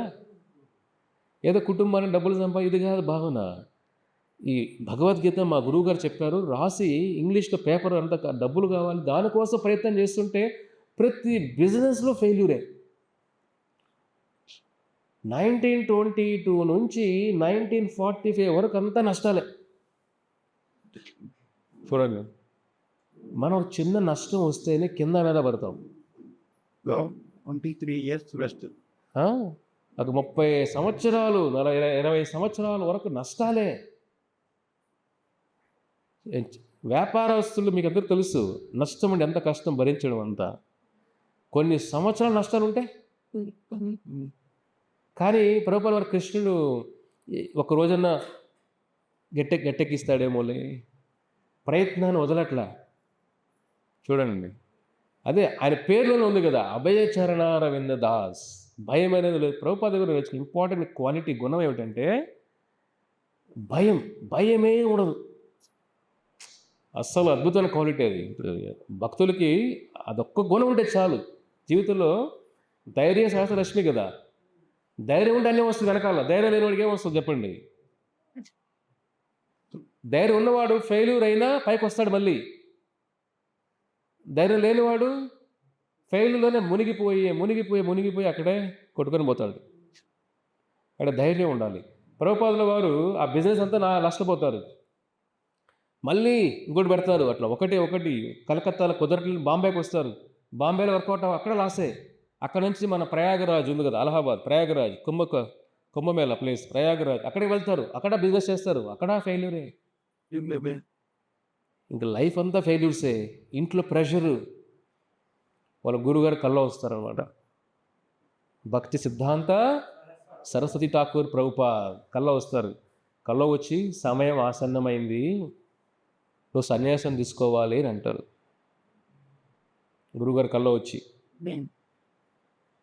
ప్రభుపాదుల వారు ఇప్పుడు సన్యాసం ఎలాగా, నా అంత అప్పుల్లో ఉన్నామే, నేను ఇంకా ఏమీ ఒక ప్రింట్ చేయలేకపోతున్నానే, కానీ వచ్చిన నష్టాల్లోనే ఆ డబ్బులు ఉపయోగించి భగవద్ దర్శనం, బ్యాక్ టు గాడ్ హెడ్ అని ఒక ఇంగ్లీష్ మ్యాగజైన్, మన పేపర్ లాగా అప్పట్లో, అది వీక్లీ పబ్లికేషన్స్ లాగా ఆయన భగవద్గీత అంతా రాసి, ఆ ఉన్న డబ్బులు నష్టాల్లో కూడా ఆయన నష్టం ఇంకా ఎక్కువ చేసుకొని వాళ్ళ గురువు గారు చెప్పిన సేవ చేయాలి అని చెప్పి ఇంగ్లీష్లోని ఆర్టికల్స్ అంతా రాసి, భగవద్గీత గురించి రాసి దాన్ని ప్రింట్ చేసి ఇచ్చేవాళ్ళు అప్పట్లోనే. నష్టాలు వచ్చినా, ప్రాఫిట్ లేకపోయినా. అది ఇంకోటి నేర్చుకున్నట్టు డిటర్మినేషన్, భక్తుల దృఢ నిశ్చయం ఉండాలి. ఏదన్నా సాధించాలంటే, భగవంతుడి కోసం సాధించాలంటే, ఇప్పుడు ఒక ఫ్యామిలీ కుటుంబాల కోసం, పిల్లల కోసం ఎంతో కష్టపడుతుంటారు. ఒక్కొక్కరు పొద్దున్న రాత్రికి వస్తూ ఉంటాడు వాడు, అర్థమవుతుందా? రాత్రులు వచ్చిన పిల్లల్ని చూసే సమయం కూడా ఉండదు వాడికి. పిల్లవాడు బెడ్రూమ్లో పడుకుంటాడు, చూసి వెళ్ళిపోతాడు, అంతే పాపం వాడు. అలాంటి ఉన్నారు పేరెంట్స్ పాపం, కష్టపడే వాళ్ళు పిల్లల కోసం ఎంతమంది లేరు బయట ప్రపంచంలో, సమాజంలో. ప్రభుపాదుల వారు ఈ పిల్లల భవిష్యత్తు ఏమిటి, వాళ్ళకి ఇంకా మనం ఏమి చేయలేదే, డబ్బులే లేవు మన దగ్గర, ఏం చేయాలి, అట్లా బాధపడుతూ ఉంటారు. సన్యాసం అంటే ఎలాగ ఇప్పుడు అని ఆలోచిస్తూ ఉంటారు. వాళ్ళ గురువు గారు తర్వాత రెండోసారి మళ్ళీ కల్లో వస్తారు. కొద్ది సంవత్సరాల తర్వాత మళ్ళీ వచ్చి మళ్ళీ చెప్తారు, సన్యాసం తీసుకోవాలి నువ్వు అని అంటారు. ప్రభుపాదుల వారు ఇన్ని బాధ్యతలు ఉన్నాయి, ఎలాగా అది ఏమో అంటే కల్లో వచ్చి చెప్తే మనం ఏమనుకుంటాం దాన్ని? అంటే ఏమో అది తీసుకోవచ్చో తెలీదు. ప్రభుపాదులు ఎవరో సంకోచిస్తారు. తీసుకోవాలా లేదా ఏమిటని. మళ్ళీ ఇదంతా అయినాక 1950లో మళ్ళీ కల్లో వస్తారు. లేదు ఇంక సమయం ఆసన్నమైంది. నువ్వు ప్యాక్ చేసుకోవాలి ఇంకా అంటారు. అర్థమైందా? ఇట్లా 50లో నుంచి అట్లా ఇల్లు వదిలి వచ్చేస్తారు ఇంకా. ప్రభుపాదుల వారు వాళ్ళ ఫ్యామిలీ లైఫ్‌లో వాళ్ళ అంత గొప్ప మహాభక్తుడు. ప్రభుపాదుల వారు ప్రతిరోజు 4 గంటలు భాగవతం చదివేవాళ్ళు. వ్యాపారం చేస్తూ 64 మాలలు చేసేవాళ్ళు ప్రతిరోజు. జపం ప్రతిరోజు. ఇంత భక్తి మళ్ళీ బుక్స్ రాస్తూ ఇంత భక్తిలో ఉండేవాళ్ళు. ప్రభుపాదుల వారి భార్య అడుగుతారు. ఆవిడకి టీ అంటే ఇష్టం బాగా. ప్రభుపాదులు అడుగుతారు, నీకు టీ కావాలా నేను కావాలా అడుగుతారు. నాకు టీనే కావాలి అంటుంది.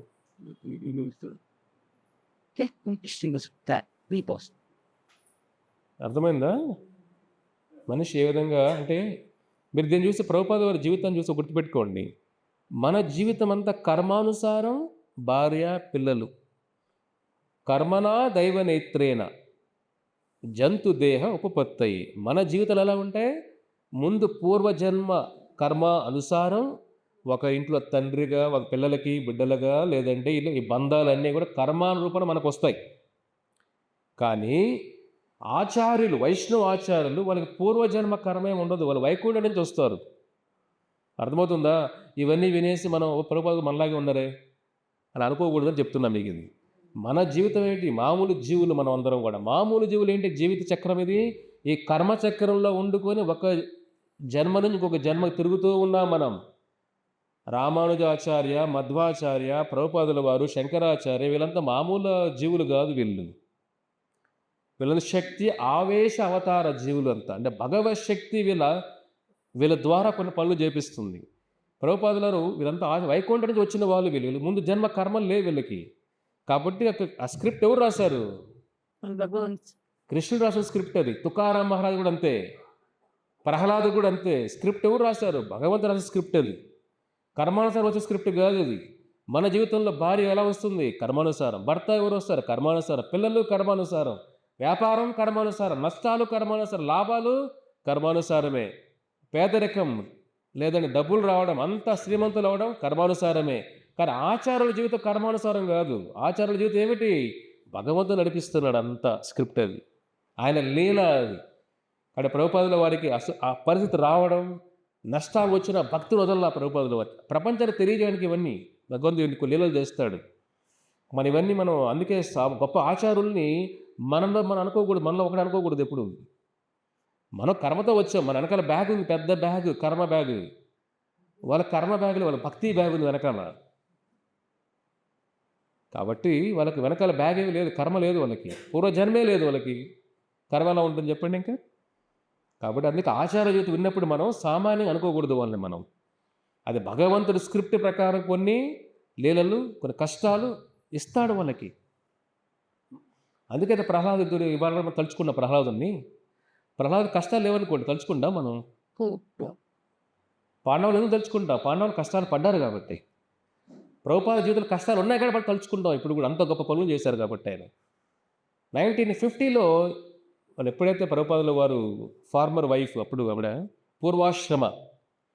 పూర్వాశ్రమ భార్య, నాకు టీనే కావాలంటే వదిలి వచ్చేస్తారు ఇంకా అంతే. మళ్ళీ ఎప్పుడు చూడలే ఇంకా ప్రభుపాదుల వారు ఫ్యామిలీని, వాళ్ళ వైఫ్ని. అక్కడి నుంచి డైరెక్ట్గా అలహాబాద్కు వచ్చి అక్కడ ఝాన్సీని, అక్కడ ఉత్తరప్రదేశ్ ఝాన్సీ, అక్కడ కొద్ది రోజులు ప్రయాణం చేస్తారు, భక్తి ప్రచారం చేస్తారు. తర్వాత వృందావనంకి వెళ్తారు. చాలా కష్టాలు పడతారు. ఒక్కోసారి తినడానికి ఉండదు, ఒకసారి తినడానికి కూడా ఉండదు. ఢిల్లీలోకి వెళ్తారు. వృందావనం ఢిల్లీ 3-4 గంటల ప్రయాణం ట్రైన్లో అంతా. కొన్ని బుక్కులు, ఇంగ్లీష్లో రాసిన బుక్కులు తీసుకుని వెళ్ళి కొంతమందికి ఇస్తుంటారు. హిందువులకి అంతా బుక్కులు తీసుకోండి, మా గురువుగారు ఇది ప్రింట్ చేయమన్నారు, మీరు తీసుకుని డొనేషన్ ఇవ్వండి. చాలామంది విలువిచ్చేవాళ్ళు కాదు. ఎందుకంటే ప్రభుపాదుల వాళ్ళ గురువు గారు ముందు ఇవన్నీ గ్రహించారు, భవిష్యత్తు ఎలా ఉంటుంది ఇండియా అని. ఇండియా అంతా కూడా వెస్ట్రన్ లాగా అయిపోతుంది, అమెరికా లాగా అయిపోతున్నారు. వేషం, మన వేషం కానీ, మన భాష కానీ, పద్ధతులు కానీ, మన తినే ఆహారం కానీ అన్నీ మారిపోతున్నాయి. కాబట్టి భక్తి కూడా మారిపోతుంది ఇక్కడ. కాబట్టి ప్రపంచానికి భగవద్గీత పరిచయం చేసి ఇండియాలో అప్పుడు తీసుకుంటారు అని వాళ్ళ భవిష్యత్తు అని ముందు తెలుసు కాబట్టి ప్రభుపాదుల వారికి ఉపదేశం ఇచ్చారు. ప్రభుపాదుల వారు ఢిల్లీలో కూడా ఒకసారి ఈ ఎండలో ఈ భగవద్గీత ప్రచారానికి వెళ్ళినప్పుడు ఆయన దగ్గర చెల్లి గవ లేకున్నప్పుడు స్పృహ తప్పి పడిపోయినాడు, ఏం తినకుండా.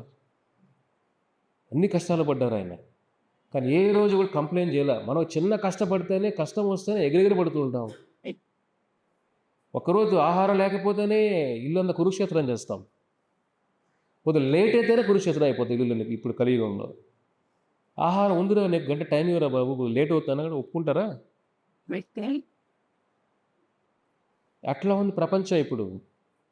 బంధాలు అన్నీ అట్లా ఉన్నాయి. ప్రభుపాదుల వారు పడిన కష్టాలు చాలా భయంకరమైన కష్టాలు. ఒకసారి ఢిల్లీ దగ్గరలో ఒక ఇంటి దగ్గర నిలబడుకొని ఉంటారు ప్రభుపాదుల వారు. ఒక భక్తుడు అలాగా వెళ్తుంటారు. ప్రభుపాదుల వారు చూస్తారు. చూసి, స్వామీజీ ఇక్కడ ఎదురు చూస్తున్నారు మీరు అని అంటారు. చాలా ఎండగా ఉంది, మధ్యాహ్నం 12 అవుతుంది, ఇంత ఎండలో మీరు ఇక్కడ ఏం చేస్తున్నారు అని అడుగుతారు. ప్రభుపాదుల వారు చెప్తారు, లేదయ్యా, ఈ ఇంట్లో ఒక యజమాని కొంత డొనేషన్ ఇస్తానని చెప్పాడు, దానికి ఎదురు చూస్తున్నాను నేను అని అంటాడు. సరే అని అతను వెళ్ళిపోతాడు. మళ్ళీ ఆయన ఒక గంట తర్వాత వెనక్కి వస్తుంటే అక్కడే ఉంటారు ప్రభుపాదుల వారు, ఆ ఇంటి ముందరే. మళ్ళీ అతను వచ్చి, ఏంటి ఇంకా మీరు ఇక్కడే ఉన్నారు స్వామీజీ, ఎంత ఎండ ఎక్కువైపోతుంది, రండి మీరు ఇక్కడ ఎందుకు ఎదురు చూస్తున్నారు, మీరు డొనేషన్ అని చెప్పారు కదా, అరే ఎంత ఇస్తానని చెప్పాడు మీకు అని అడుగుతారు. ప్రభుపాదుల వారు యజమాని కలిసి వెళ్ళాడు. ఎప్పుడో పొద్దున్న చెప్పుకుంటాడు కలిసినప్పుడు, నేను వస్తాను అని. వాడు అడ్రస్ లేడు. ఎంత ఇస్తానంటే 5 రూపీస్ ఇస్తాను, 5 రూపాయలు ఇస్తానని చెప్పాడండి. అతను, ఆ భక్తుడు కళ్ళంతా కన్నీళ్ళు వచ్చేస్తాయి. అంటే ఇంత గొప్ప మహాభక్తుడు భగవంతుడి సేవ కోసం ఒక అల్ప స్థితికైనా వెళ్ళిపోయాడే. భగవంతుడి సేవ, ఎందుకంటే ఈ డొనేషన్ ఇచ్చినప్పుడు ఇచ్చిన వాళ్ళకి పుణ్యం, కానీ తీసుకున్న వాళ్ళకి భగవంతుడికి మనం ఏం ఇస్తాం చెప్పండి మీరు? భగవంతుడు ఏం ఇవ్వగలుగుతాం మనం? ఇచ్చిన వాళ్ళకి పుణ్యం ఇక్కడ, ఆయనకే పుణ్యమేం లేదు, భగవంతుడి పుణ్యమా? కాబట్టి మహాభక్తుడు ప్రభుపాదుల వారు ఆయనకి ఇంట్లో ఉన్న వాడికి బుద్ధి మారుతుందేమో భగవంతుడి సేవ చేస్తే. ఒక జీవదయ అంటారు దీన్ని, ఒక జీవుల పైన దయతో నిలబడుకున్నారు ఆయన అక్కడ. ఆ భక్తుడు ఏడుస్తూ, స్వామీజీని 10 రూపాయలు ఇస్తాను, నా తప్పుడు వచ్చేసేయండి, ఎండలో ఉండద్దండి మీరు. చూడండి, అతను కళ్ళు అట్లా, నేను 10 రూపాయలు మీకు ఇస్తాను, తీసుకెళ్తారు, రండి, ఎండలో వద్దు మీరు, మీకు 70 సంవత్సరాల వయసు, ఇప్పుడంతా ఎండలో ఎట్లా రాను, అతను వస్తాడు, ఎదురు చూస్తాం, మీరు పర్లేదు వెళ్ళయ్యా అంటాడు. ఎంత కష్టాలంటే అన్ని కష్టాలు పడ్డారు ఆయన అమెరికా పోయే ముందు. ఏదో ఊరికే వెళ్ళిపోలేదు. ఒక భక్తుడు, మన ప్రహ్లాదుల కష్టాలు కొద్ది వరకు చూసాం అంతే, పాండవుల కష్టాలు చూసాం. వాళ్ళకన్నా చాలామంది ఫ్రెండ్స్ ఉన్నారు, అంతే కదా. పాండవులు 5 మంది కదా, ప్రభుపాదులు ఒక్కరే. పక్కన ఎవరు అన్నదమ్ములు, ఫ్రెండ్స్ ఎవరు లేరు, ఒక్కరే జీవితం. అన్ని కష్టాలు పడి, ఒకసారి బట్టలు కూడా సరిగా ఉండేవి కావు. మనకు చిన్న కొద్దిగా మాసిపోతేనే అట్లా ముడతలు అయితే తట్టుకోలేము. మనుషులు ఎలా ఉన్నారు ఇప్పుడంతా కూడా? వార్డ్రోబ్ చూసామంటే 100 జతలు ఉంటాయి, అన్ని బట్టలు అవసరం మనిషికి. బట్టలు శరీరం కప్పుకోవడం కోసం అంతే, దానిపైన బ్రాండ్లు వేసుకొని జీవితం వేస్ట్ చేసుకోకూడదు. ఇక్కడ ప్రభుపాదుల వారు అక్కడి నుంచి అంత బాధలు పడి 1959 మే సంవత్సరం రోజు ఇంకా సన్యాసం తీసుకోవాలి, గురువుగారు చెప్తారు కాబట్టి అడుగుతారు, వేరే వాళ్ళని అడుగుతారు, నాకు సన్యాస దీక్ష ఇవ్వండి, వాళ్ళ శిష్యులను అడుగుతారు. వాళ్ళు ప్రభుపాదుల వారికి ఏం చెప్తారంటే, అమెరికాకి పంపించే స్తోమత మా దగ్గర లేదండి, ఎందుకంటే సన్యాసం తీసుకుంటే ఒక విలువ సమాజంలో, కరెక్టే కదా. మీరు ప్యాంట్ అండ్ షర్ట్లో వెళ్తే మీకు గౌరవం ఎవరిస్తారు చెప్పండి? రెస్పెక్ట్ ఎవరు కూడా. ఇది మెయిన్ బ్యాక్గ్రౌండ్. ప్రభుపాదుల గురువు గారు ఎందుకు చెప్పారంటే, నువ్వు సన్యాసం తీసుకుంటే నీ ప్రచారానికి ఒక విలువ గౌరవం ఉంటుందయ్యా. కాబట్టి నువ్వు ఏదో గృహస్థుడు ఇంట్లో ఉన్నావే, ఫ్యామిలీతో ఉన్నావు, పెద్ద రెస్పెక్ట్ ఎవరు సమాజంలో. కాబట్టి సన్యాసం తీసుకుని ప్రచారం చెయ్యి, ఖచ్చితంగా సక్సెస్ అవుతావు నువ్వు అన్నప్పుడు ఆయన అందరూ ఏం చెప్తారంటే ఆయనకి, మీరు సన్యాసం తీసుకున్నా కూడా ఇప్పుడు మీకు ఒక రూమ్ ఇస్తాం మంచిగా, కానీ మీరు ఇంగ్లీష్లో అనుకున్నట్టుగా పేపరు బుక్స్ ఇవన్నీ ప్రింటింగ్ డబ్బులు లేవు మా దగ్గర. ఒకవేళ డబ్బులు ఉన్నా చాలామంది సన్యాసులు ఉన్నారు, మీకంటే మేధావులు ఉన్నారు, వాళ్ళ బుక్స్ ప్రింట్ అయిన తర్వాత మీ బుక్ ప్రింట్ చేస్తామంటారు. ప్రభుపాల హృదయం అంతా పగిలిపోతుంది. ఎందుకంటే వారు గురువు గారు చెప్తారు, ఇంగ్లీష్లో నువ్వు బుక్కులు రాయాలి, భగవద్గీత ఇంగ్లీష్లో రాయాలి, నువ్వు భాగవత ఇంగ్లీష్లో రాయాలి, ప్రపంచాన్ని ఇంగ్లీష్ భగవద్గీత పరిచయం చేయాలన్నప్పుడు ఆయన హృదయం దానికోసం తప్పిస్తూ ఉంటుంది. భగవద్గీత ప్రపంచానికి పరిచయం చేయాలి ఇంగ్లీష్లో అని. వాళ్ళు నీ బుక్కులు ఇంపార్టెంట్ కాదు, ఇప్పుడు నీకన్నా పెద్ద భక్తులు ఉన్నారు, వాళ్ళ బుక్కులు అయినాక నీ సంగతి చూస్తామన్నారు. అలా అన్న వాళ్ళే చూడండి, అలా అన్నారు, అలా అవమానించారు ఆయన్ని. అదే ప్రభుపాద గారి బుక్కులు ఇప్పుడు మీకు ఎన్నోసార్లు చెప్పాను కదా, ఇప్పటి వరకు కొన్ని 500 కోట్ల బుక్కులు ప్రపంచం అంతా డిస్ట్రిబ్యూట్ అయినాయి. అప్పుడు ఏమన్నారు, ఆయన బుక్కులు ఇప్పుడే నీ బుక్కులు ఎందుకు, నీకన్నా గొప్ప మహాభక్తులు ఉన్నారు, వాళ్ళ బుక్కులు అనే ప్రింట్ అయిన తర్వాత నీ బుక్కులు ప్రింట్ చేస్తామయ్యా అన్న వాళ్ళే ఒక 10 సంవత్సరాల్లోనే కొన్ని వేల లక్షల బుక్కులు, ప్రభుపాద బుక్కులు. ఇప్పుడు చూస్తే ప్రపంచం అంతా చూడండి, ప్రభుపాదుల వారి ఫోటో ఎన్ని కోట్ల బుక్కులు.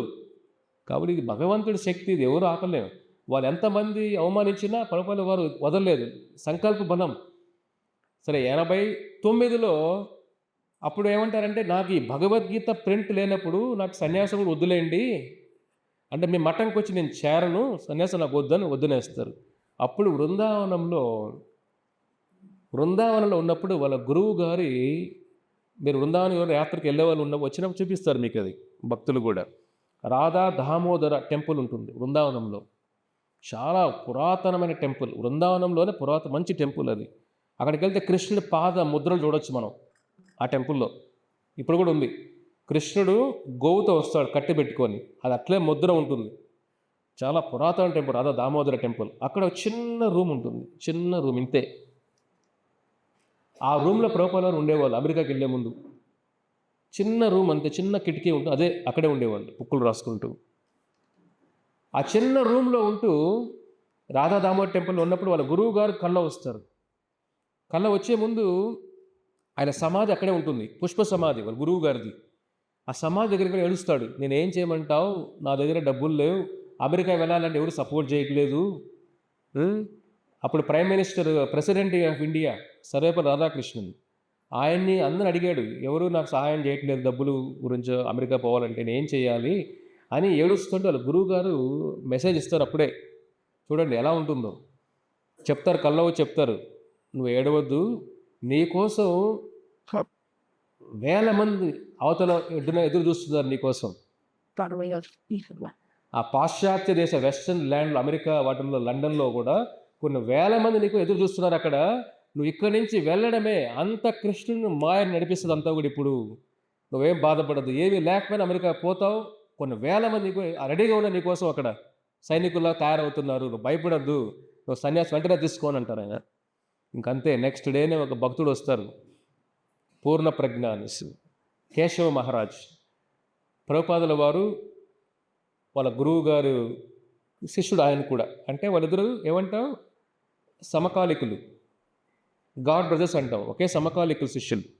ఆయన సన్యాసం ఇస్తానని చెప్పి ప్రభుపాదుల వారిని మథురాలో తీసుకుని వెళ్ళి 59 సెప్టెంబర్ 17 ఆ రోజు సన్యాస దీక్ష ఇచ్చి, ప్రభుపాదుల పేరు ఏమవుతుందంటే భక్తి వేదాంత స్వామి మహారాజ్ పేరు మారుతుంది, అభయ చరణారవింద భక్తి వేదాంత స్వామి అవుతారు. సో ఆ సన్యాసం 59లో జరుగుతుంది. ఇంకా గుండెల్లో అంతా అదే ఉంటుంది, ఎప్పుడు అమెరికా వెళ్ళాలి. చూడండి, సన్యాసం ప్రచారం కోసం, సన్యాసం డబ్బుల కోసం కాదు. కలియుగంలో భాగవత పురాణం చెబుతుంది, కలియుగంలో సన్యాసం, సాధు డ్రస్సులు, సన్యాస దీక్షలు అనేవి కూడా సంపాదన కోసం ఎక్కువైపోతుంది కలియుగంలో రాను. ఇప్పుడే ఆల్రెడీ ఉన్నాయి చాలా వరకు. చాలామంది డ్రెస్సులు వేసుకునే ఉంటారు, సాఫ్రన్ కారం ఈ రంగు అన్ని రంగులు వేసుకునే ఉంటారు కొంతమంది. వాళ్ళకి ఏం కావాలి? చాలామంది అమాయకులు ఉంటారు.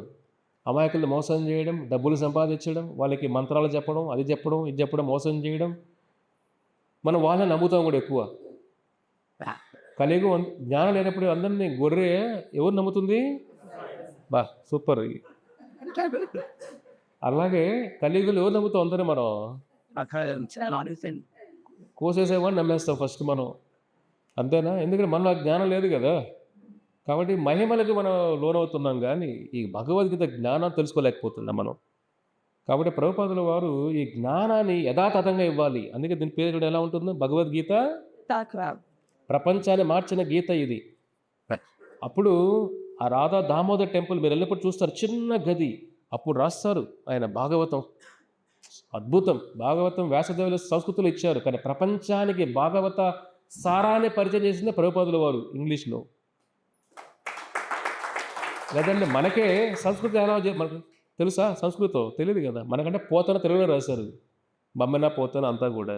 మిగతా వాళ్ళకి సంస్కృతం ఎవరికి అర్థం కాదు కదా. పోతన రాసింది ఏమిటి? సంస్కృతాన్ని తెలుగులో అనువాదించారు ఆయన. భాగవతాన్ని రాయలా, భాగవతాన్ని అనువాదించారు. కామెంట్ చేశారు ఆయన, అంతే. పోతన నన్నయ్యలు అందరూ కూడా తిక్కన. వ్యాసదేవులు రాసింది సంస్కృతంలో. ఆ సంస్కృతాన్ని ఇంగ్లీష్ ప్రతి పదానికి అక్షరం 18,000 శ్లోకాలు. భాగవతం 18,000 శ్లోకాలు. దాన్ని ప్రపంచానికి పరిచయం చేసిన వ్యక్తి ప్రభుపాదుల వారు. ఆ చిన్న గదిలో ఉండి, అర్థమైందా? అంత నిడారంభరమైన జీవితాన్ని గడిపారు, కష్టాలు అనుభవించారు, కృంగిపోల ఏ రోజు కూడా. అమెరికాకి వెళ్ళాలి పట్టుదల ఎలా ఉండేదంటే, ఎక్కడో ఎవరన్నా ఆహ్వానించినా కూడా వెళ్ళేవాళ్ళు కాదు, ప్రసాదం దూరంగా ఉండేవాళ్ళు. అంటే ఆడంబరాలు, ఒక భక్తి, నిజమైన భక్తుడు ఎలా ఉందో అలా ఉన్నారు ఆయన. అలాగా అమెరికా ప్రయాణం మొదలైంది. 59 సన్యాసం తీసుకున్నారు. ఇంకా తర్వాత 65లో అమెరికా వెళ్ళడానికి ఒక అవకాశం దొరికింది. అది ఏమిటి? షిప్ ద్వారా. దాని పేరేమిటి? జలదూత. ఆ షిప్ పేరేమిటి? జలదూత షిప్ అది. సో ఎలాగైతే హనుమాన్ రామదూత లంకకు వెళ్ళి సీతాదేవిని పట్టుకొని వచ్చాడు, ప్రభుపాదుల వారు జలదూతలో వెళ్ళి భగవద్గీత భాగవత అక్కడ ఉన్న జీవుల్ని, భక్తిని పరిచయం చేశారు. రావణ గ్రహం నుంచి విడిపించారు అందరినీ. ఎలాగ సీతాదేవిని విడిపించాడు హనుమంతుడు, మనకు పట్టిన రావణ గ్రహం విడిపించాలంటే ప్రభుపాదుల వారు రామదూత, కృష్ణ దూత, ఆచార్య విష్ణు దూతలాగా ఈ జలదూత పైన ప్రయాణం చేసి ఈ భగవద్గీతని ప్రపంచం అక్కడ ఉన్న వాళ్ళకి పరిచయం చేసి వాళ్ళ జీవితాలు మార్చి, ఇదంతా ఒక మిరాకిల్. ఒక మిరాకిల్ అంటే ఇది, అర్థమవుతుందా? అద్భుతాలంటే ఇవి. మనిషి మారడం గొప్ప అద్భుతం. అంటే వస్తువులు రావడం అద్భుతం కాదు, మనిషి మారడం నిజమైన మహత్యం అంటే. సో ఆ జలదూత షిప్లో ప్రయాణం అప్పుడు కూడా ఎంతోమంది అడుగుతారు, గవర్నమెంట్ అడుగుతారు, ఎంతోమంది డబ్బులు అడుగుతారు, ఎవరు సపోర్ట్ చేయట్లే. చూడండి, అప్పుడు కార్గో వస్తువు తీసుకున్న షిప్ వాళ్ళు సపోర్ట్ చేస్తారు. ఆ సన్యాసం తీసుకోవడం కూడా గురువుగారు ఎంత చూడండి. అది ఎందుకు? వాళ్ళ గురువుగారు ఒక్క మాట అన్నారు అంతే కదా. ప్రభుపాదుల వారు వాళ్ళ గురువుగారు కలిసింది ఒక 2-3 సార్లే ఆయన జీవితంలో. రోజులు కలవాల, ఆయన జీవితంలో కలిసింది 2-3 సార్లే. కానీ మన భగవంతుడి ప్రేమ ఉన్నప్పుడు ఒక్కసారి ఉపదేశం విన్నా దాన్ని పట్టుకుంటాం. మనం ఏమంటే వారం వారం వింటాం, రోజు వినేవాళ్ళు ఉంటారు, కానీ ఆ హృదయం లోపల తీసుకెళ్ళట్లేదు దాన్ని. మనం చెవుల ద్వారా మాత్రం ఉండేంత హృదయం లోపలికి వెళ్ళాలి, అర్థం చేసుకోవాలి, ఆచరణలో పెట్టాలి. అప్పుడే మార్పు అనేది వస్తుంది. ఊరికి విత్తనం వేస్తేనే మొలకైపోతుందా? అది మహావృక్షం అయిపోతుందా? చెప్పండి మీరే. విత్తనం వేసిన తర్వాత దాన్ని నీరు పోయాలి, దాని గాలి నీరు అన్నీ, గాలి ఎండ అంతా కావాలి కదా. అది వేసినప్పుడే విత్తనం మొలకెత్తుతుంది. ఇప్పుడు విత్తనాలు వేస్తే సరిపోదు కదా. ఒక రైతులు అడగండి మీరే, ఏ రైతుని అడగండి, విత్తనం వేస్తే అయిపోతుందా? దాని ఏమో దున్నాలి కదా, సాయిల్ కరెక్ట్గా ఉండాలి కదా. అన్ని సాయిల్ అన్నీ పడిపోతాయా? ఆ జ్ఞానం ఉండాలి మనకు కూడా. అంటే సీజన్ తెలుసుకోవాలి, ఏ మట్టిలో ఏది పండుతో కూడా తెలియాలి కదా. అన్ని మట్టిలో అన్నీ పండవు. ఏ సీజన్లో ఏది పండుతాయి, విత్తనం వేసినప్పుడు కూడా ఒక సిస్టమ్, ఆ నాలెడ్జ్ ఉండాలి కదా, జ్ఞానం ఉండాలి కూడా. కాబట్టి మనం ఊరికే వింటేనే సరిపోదు, ఆచరణలో పెడితేనే. విత్తనం వేస్తేనే సరిపోదు. కాబట్టి ప్రభుపాదుల వారు ఆ విత్తనం వేయడానికి, ఆ విత్తనాన్ని మహావృక్షం మనుషుల మార్పుని తీసుకురావడం కోసం ఆయన అమెరికాకి వెళ్ళినప్పుడు, అమెరికా వెళ్ళేటప్పుడు జలదూత షిప్ 35 రోజుల ప్రయాణం అది షిప్‌లో. మన సినిమాలో టైటానిక్ షిప్‌లాగా కాదు అది. వస్తువులు తీసుకునే షిప్ అది. కార్గో ట్రైన్ ఎలా ఉంటాయి? కార్గో రైళ్ళు. అదేమైనా ఏసీ ట్రైన్‌లా అవి? మిమ్మల్ని అక్కడ ఏసామనుకోండి కార్గో ఎలా ఉంటుంది పరిస్థితి మీది? ఆ? ఒక రోజైనా కూర్చుంటారా దాంట్లో మీరు? మనకు చాలా కష్టం.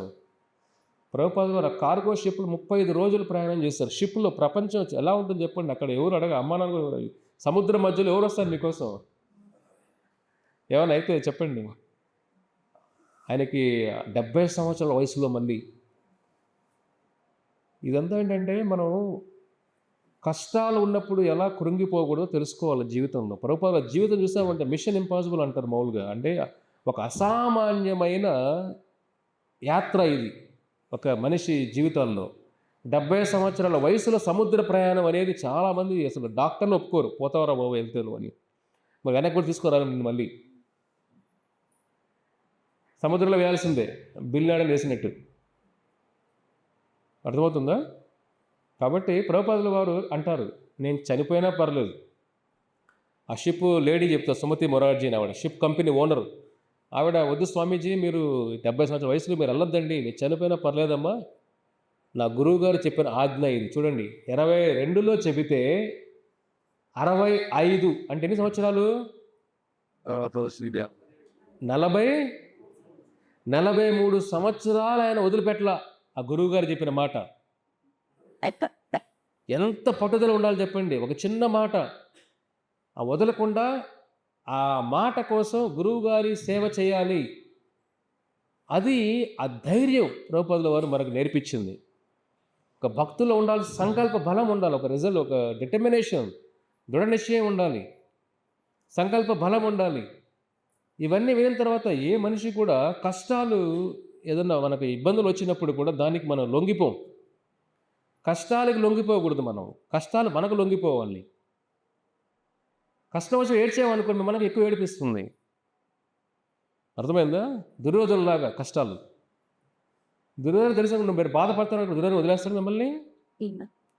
దుర్యోధనుడికి మీరు బాధపడుతున్నా తెలిసి మిమ్మల్ని ఎక్కువ ఏడిపిస్తాడు. బాగా బాధపడతాడు, ఇంకా గిచ్చుతామండి. బట్ చిన్నప్పటి నుంచి అంతే వాడు. పాండవులను గిచ్చడం, విషం పెట్టడం, వాడికి అదొక సరదా వాడికి. అంటే ఏమిటి, కొంతమంది సరదా ఇదే కదా. కష్టాలు వచ్చినప్పుడు మీరు ఏడ్చారంటే మిమ్మల్ని ఇంకా ఎక్కువ ఏడిపిస్తాయి. కష్టాలు వచ్చినప్పుడు మీరు నవ్వారనుకోండి, కష్టాలు కూడా ఏం చేయాలి వీళ్ళని. అందుకే గొప్ప ఆచార్యులు చెప్తారు, బెల్వమంగళ ఠాకూర్ ఆచార్యులు చెప్తారు, ఆయన మోక్షం ఇచ్చే మోక్షదేవి. నిద్రాదేవి నిద్రనిస్తుంది, భక్తిదేవి భక్తినిస్తుంది, మోక్షాన్ని ఇచ్చేది ఎవరు? మోక్షదేవి.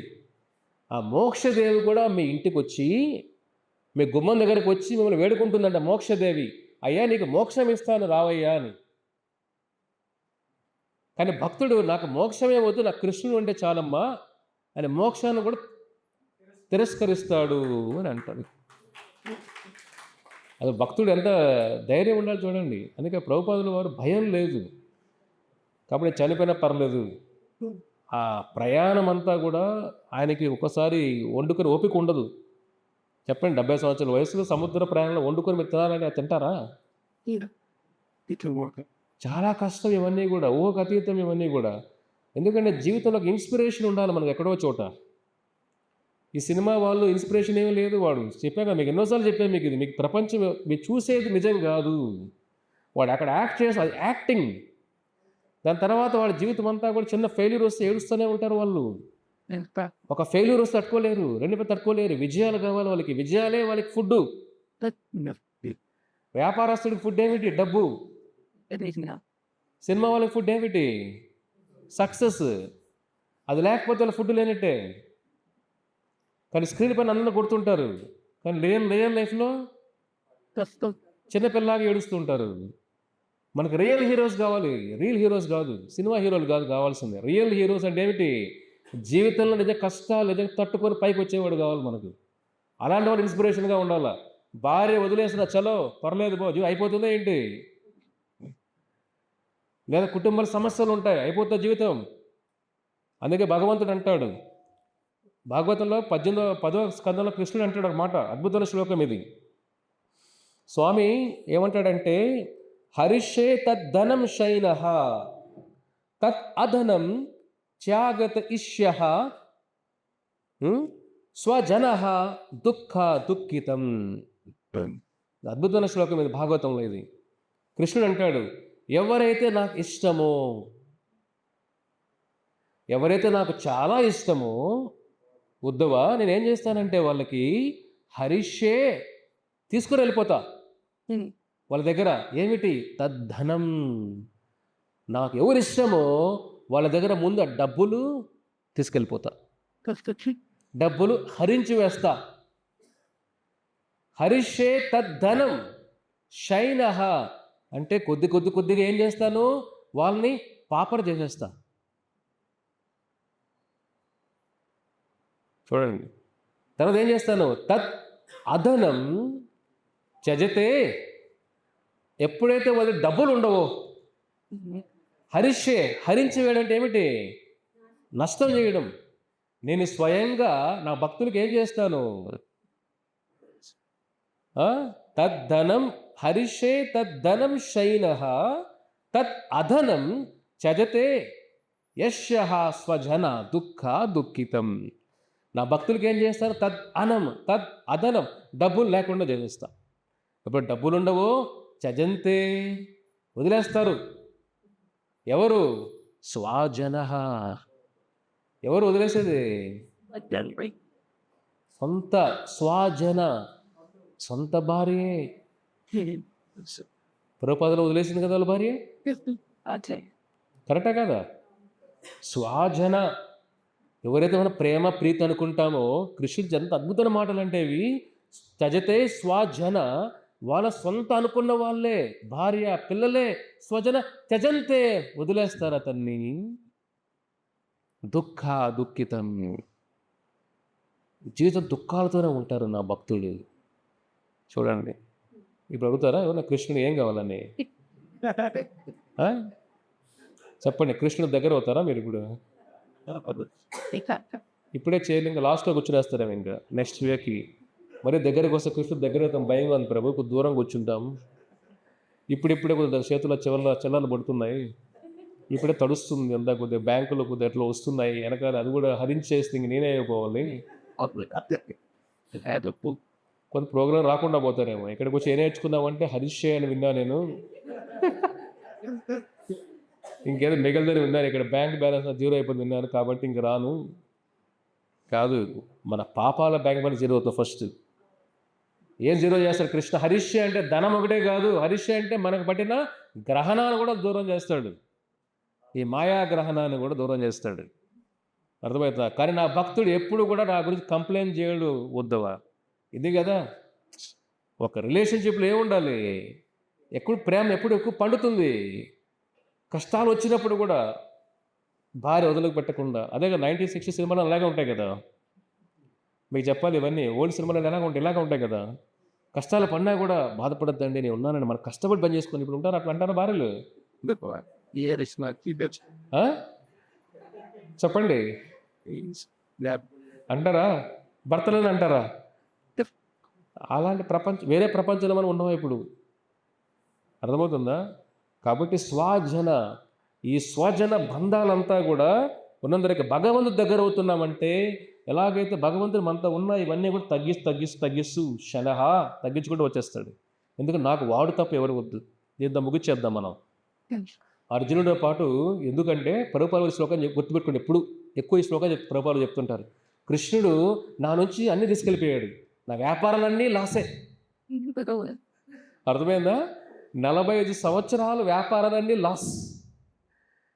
నా కుటుంబం నన్ను వదిలేశారు, అంతేనా? భార్య పిల్లలు, 5 మంది పిల్లలు, ప్రభుపాల వరకు పిల్లలు వదిలేశారు. భార్య, అన్ని బంధాలు పోయినాయి. కానీ నేను అన్నీ పోగొట్టుకున్నా. కానీ అన్నీ పోగొట్టుకుని అమెరికాకి ఖాళీ చేతితో వెళ్ళాను నేను అమెరికాకి. కానీ ప్రభుపాద శరీరం వదిలినప్పుడు అప్పుడే 1000 కోట్ల ప్రాపర్టీస్ ఉన్న ఆల్ ఓవర్ ద వరల్డ్. అన్ని దేవాలయాలు. ప్రభుపాద చెప్తారు, దేనికన్నా నా లైఫ్లో బిజినెస్లో ఫెయిల్ అయ్యాను, కానీ కృష్ణ బిజినెస్లో ఏమి లేకపోయినా ఇన్ని వేల కోట్లు టెంపుల్స్ అంతా కూడా సామ్రాజ్యాన్ని కృష్ణుడే ప్రతిష్టాపన చేశాడు. ఏమి లేకపోయినా కూడా నా 5 మంది పిల్లలు పోయారు, నాకు 10,000 మంది పిల్లలు ఇచ్చాడు కృష్ణ అంటాడు. శిష్యులు అంతే కదా, శిష్యులే కొడుకులు కదా, కూతురే. గురువుకి ఎవరు పిల్లలంటే శిష్యుడే. నాకు 5 మంది పిల్లలు వెళ్ళిపోయినా కూడా కృష్ణుడు లాగేశాడు, కానీ వెనక్కి ఏమిచ్చాడు? నన్ను కంటికి రెప్పలా కాపాడగానే 10,000 మంది శిష్యుల్ని ఇచ్చాడు. నా కోసం ఏదైనా చేసే ప్రాణత్యాగం చేసే శిష్యులు నాకు ఇచ్చాడు. కానీ ఎక్కడ నేను నష్టపోయాను అంటాడు ప్రభుపాదుల వారు. చూడండి, భక్తిలో నష్టం ఎక్కడుంది? నష్టం లేదు భక్తుల్లో. కృష్ణుడు హరించి వేసిన మనలో ఉన్న చెడ్డ గుణం హరించి వేస్తాడు, మనలో ఉన్న బరువు తగ్గిస్తున్నాడు. కాబట్టి ఎప్పుడు మనం నెవర్ ఏ లూజర్. భక్తులు ఎప్పుడు మనం లూజ్ అయ్యే లేదు, ఇక్కడ నష్టపోయేది లేదు భక్తిలో. చూడు, ప్రభుపాద జీవితం చూస్తే ఎక్కడ మొదలైంది, లాస్ట్లో ఏమేమి చూడండి. అంటే వాళ్ళ గురువు గారి కొన్ని వేల మంది శిష్యులు ఉన్నా కానీ, సన్యాసి శిష్యులు ఉన్నా కానీ, ఒక సింపుల్ గృహస్థ, ఒక చిన్నపాటి గృహస్థ, ఎప్పుడు ఎక్కడ ఒక సన్యాసిలాగా అవ్వలేదు. ఆయన గురువు గారు ఉన్నప్పుడు పెద్ద పదవుల్లో లేరు, ఎక్కడ ప్రచారం లేరు. ఒక సింపుల్ చిన్న కుటుంబంతో ఉన్న సింపుల్ గృహస్థ ప్రపంచాన్ని కృష్ణ పరిచయం చేసిన స్థాయికి వెళ్ళారంటే చూడండి ఎంత, అది గురు బలం. అదే ప్రభుపాదులు అంటారు, ఇవంతా చేసి నా గురువు గారు అనుగ్రహం అని సాధించాను నేను.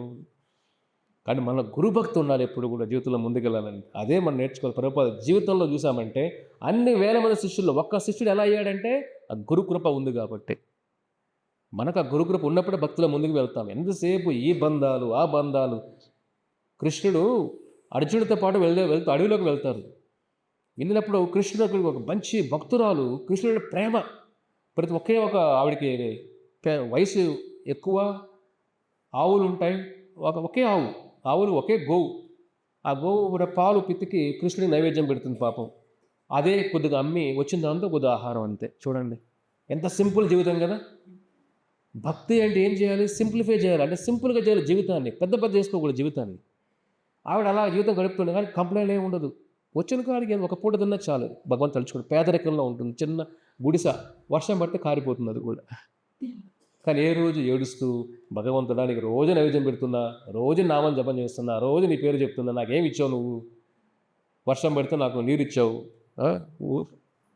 పైన గుడిసి ఇచ్చావు, కంప్లైంట్ చేయలే. భక్తుల్లోకి వస్తే ఏం చెప్తాం మనం? First complaints ఆపేస్తాం. కంప్లైంట్స్ ఇది ఉంది అది ఉందని భగవంతుడు తెలియదా? ఆయన తెలియదా నీకే కష్టాలు ఉన్నాయో? రోజు చెప్పాలి ఆయన్ని. హింస పెడేస్తావు ఆయన రోజు చెప్పి ఆయనకేం చెప్పకూడదు, అన్నీ తెలుసు ఆయనకి. ఇప్పుడు ఈవిడ కంప్లైంట్ చేయదు, జీవితం బాగుంది. కృష్ణుడు అర్జునుడు వెళ్తారు ఆవిడ ఇంటికి. వెళ్ళినప్పుడు కృష్ణార్జునుడు వెళ్ళినప్పుడు ఆవిడ ఆనందపడిపోతుంది. అయ్యో నా కృష్ణ భగవాన్ ఇంటికి వచ్చారే అని అద్భుతంగా ప్రేమగా ఉన్న పాలుని స్వామికి నైవేద్యం పెట్టి అంత భక్తిగా కృష్ణుడిని సేవిస్తుంది. ఆవిడ భక్తి కృష్ణుడు కూడా హృదయం పొంగిపోతుంది. ఈ వయసులో కూడా ఎంత భక్తిగా ఉంది ఈవిడ. చూడండి, భక్తి ఉన్నప్పుడు వయసు శరీరం ఎన్ని అడ్డంకులు ఉన్నా కానీ మనస్సు ఎప్పుడు కూడా భగవంతుడు నడుస్తూ ఉంటుంది. శరీరం వెళ్ళలేకపోవచ్చు, కానీ మనసు ఎప్పుడు ఆయన చింతనలో హరిచింతనలో ఉండాలి. కాబట్టి శరీరం బాగున్నప్పుడే శరీరం బాగా వాడుకోండి. అందుకే తీర్థయాత్రలు అన్నీ వెళ్ళండి, వృందావనం చూడండి, భక్తులను చూడండి, ఆ పుణ్యక్షేత్రాలు చూడండి. ఆ జీవితంలో మళ్ళీ వెళ్తామో తెలియదు. వృందావనం నేల అడుగు పెట్టినా కూడా, ధూళి తగిలినా కూడా, చెప్పాం కదా మీకు, వృందావన ధూళి ఏమంటాం? బ్రహ్మదేవుడే అక్కడ గడ్డి మొలుచుగా పుట్టాలని కోరుకుంటున్నాడు వృందావనంలో. ఆ ధూళి ఆ దుమ్ము నాకు తగలాలి అని. చూడండి, అది వృందావన నేల అంటే సామాన్య నేల కాదు ఇది. అటువంటి నేల దర్శనం చేసుకున్న చాలు మనం అనుకోవాలి. అక్కడ కృష్ణుడే వచ్చాడని ఆ తల్లి ముసలావిడ ఆనందపడిపోతుంది. సరే ఆవిడ్ని చూసి వెళ్ళొస్తానమ్మా కృష్ణుడు భగవంతుడు అర్జునుడు వెళ్ళిపోతారు. అర్జునుడు అయితే మైండ్లో ఇబ్బంది బాధపడతా ఉంటాడు. అడగాల వద్దా అని. సరే కృష్ణుడు అడిగేస్తాడు. కృష్ణ నాకు కొద్దిగా బాధగా ఉంది కృష్ణ అంటాడు. ఏమైంది అర్జున అని అంటాడు. నువ్వు ఎంతోమందికి ఎంతో చేసావు, సుధామాకి ఎన్ని ఇచ్చేసావు కదా. కుచేరుడి కృష్ణుడు ఏమి ఇచ్చాడు? అటుకులు తీసుకున్న మొత్తం బంగారు అన్నీ ఇచ్చేసావు, ప్యాలెస్లు ఇచ్చేసావు, అందరికి అడిగిందో ఇచ్చేస్తావు. ఇక్కడ నీ భక్తురాలు అంత వయసులో ఒక చిన్న ఆవు పెట్టుకొని పేదరికంలో ఉంది, గుడిసె పైన కారిపోతుంది, వర్షం పడినా కానీ తినడానికి కూడా సరిగ్గా తిండి లేదు ఆవిడికి. నువ్వు అవన్నీ ఏమి నువ్వు దీవించలేదే. ఆవిడకి ఏదైనా ఆశీర్వదించవచ్చు, ఏదైనా మంచిగా జీవితం మార్చుకుంది. కృష్ణ నాకు బాధపడుతున్నాను, ఎందుకో నాకు బాగాలేదు కృష్ణ అంటాడు. లేదు ఆవిడకి నేను ఆశీర్వాదం ఇచ్చానులే అంటాడు కృష్ణ. ఆడికి ఆశీర్వాదం చేశానులే అంటాడు. ఓ ఏమిచ్చావు కృష్ణ అని అంటాడు. ఇప్పుడు కృష్ణ అంటాడు, రేపు వాడు ఆవిడ చనిపోతుంది, ఆవు ఈరోజు ఆవు ఆయుష్, రేపు ఆవు చనిపోతుంది. ఇదేమిటయ్యా ఆశీర్వదించమంటే ఆవు ఉన్న ఆవుని తీసుకెళ్ళిపోతావు. ఆవిడ ఎలా బతకాలి? ఆవిడ ఆధారం ఆవే, ఆవిడ జీవనాధారం. ఆ జీవనాధారం తీసుకెళ్ళిపోతానంటే నువ్వు ఇదేం ఆశీర్వాదం ఇది? ఇక్కడ కృష్ణ ఏమన్నాడు? హరిషే తద్ధనం శనేహే తదో అధనం చజంతే. నేను తీసుకెళ్ళిపోతా అన్నాడు స్వామి, ఆవును తీసుకెళ్ళిపోతాను రేపు అంటాడు. అర్జునుడు షాక్ అవుతాడు, ఇదేమి ఇంత ఆశీర్వాదం ఇది. అప్పుడు కృష్ణ అంటాడు, లేదు ఆవిడ ఆవు పైన అటాచ్మెంట్ ఉంది, అటాచ్మెంట్ నా పైన రావాలి, ఆవు పైన కాదు. కాబట్టి ఆవిడ ఈ సమయం నా పైన అటాచ్మెంట్ ఉంటే నన్ను చేరుకుంటుంది. ఆవు పైన అటాచ్మెంట్ ఉంటే ఎంఎం వాపి స్మరన్ భావం తచ్చంత కలేవరం. అంటే ఏమిటి? చనిపోయేటప్పుడు ఏ భావం అయితే చనిపోతామో అదే భావంతో మళ్ళీ పుడతాం. ఇప్పుడు చనిపోయేటప్పుడు నా భార్య గుణశైలి అరుంధతి అనుకున్న జన్మలో ఆడవాళ్ళగా పుడతాం. నా భార్య శ్రీరాముడు అనుకుంటే మగవాళ్ళగా పుడతాం. కర్మ ఉండాలి దానికి కూడా. చనిపోయి ఆవు గుర్తొస్తే ఎలా పుడతాం? ఆవులాగా పుడతాం. కృష్ణుడు ఏమన్నాడు? ఆవికి ఆధారం లేకుండా చేశానంటే నా పైన ఆధారపడుతుంది. అప్పుడు ఇంకా అర్థమేనా? గోవు ఆధారం కాదు, గోవిందుడు ఆధారం. కాబట్టి నా పైన ఆధారపడాలి ఆవిడ. రేపటి నుంచి ఆధారపడి వెంటనే వైకుంఠం నేను తీసుకుని పోతాను ఆవిడ్ని. కాబట్టి నువ్వే ఆవు గురించి బాధపడద్దు, నేను ఆవిడ గురించి బాధపడుతున్నాను అంటాడు. అలాగా ఆ ఉన్న ఆవును కట్ చేసేసి నెక్స్ట్ రోజు ఆవు చనిపోతుంది. ఆవిడ గోవింద గోవింద గోవింద అంటే స్వామి నామని జపం చేసి శరీరం వదిలేస్తుంది, వైకుంఠం వెళ్ళిపోతుంది. హరే కృష్ణ. మన ఆవును చూస్తున్నాం. ఆవు తర్వాత ఆవిడ మోక్షం చూడాలి కదా.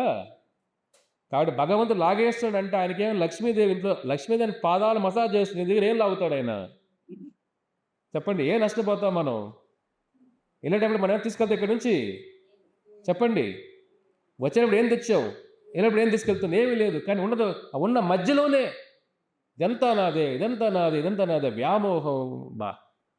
ఇదే గ్రహణం అని చెప్పింది. ఇదే మీ అందరికీ ఈ ధనగ్రహణం, భూగ్రహణం, కుటుంబ గ్రహణం, బంధ గ్రహణం, మాయాగ్రహం, ఈ గ్రహణాలుగా మనకన్నా సూర్య చంద్రగ్రహణాలు ప్రపంచంలో మనకున్న గ్రహణాలు లెక్కేళ్ళు పెట్టలేము.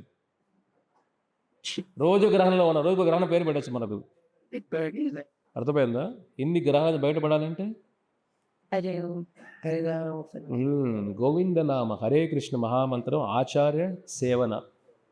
కాబట్టి మీరు అందరూ కూడా ప్రభుపాదుల వారి ప్రణామంత్రం చెప్పి ఏదో సన్యాసం తీసుకున్నారు. ఆయన సన్యాసం తీసుకున్నారు కాబట్టి ఇస్కాన్ ప్రపంచాన కృష్ణ చైతన్య ఒక సంఘాన్ని అమెరికాలో ప్రతిష్టాపన చేసి, ఒకటే సంస్థ అమెరికాలో ప్రతిష్టాపన చేసి ప్రపంచమంతా కూడా కృష్ణ చైతన్య. ఇక్కడ ఇండియాలో ఇది పుట్టింది ఎక్కడ?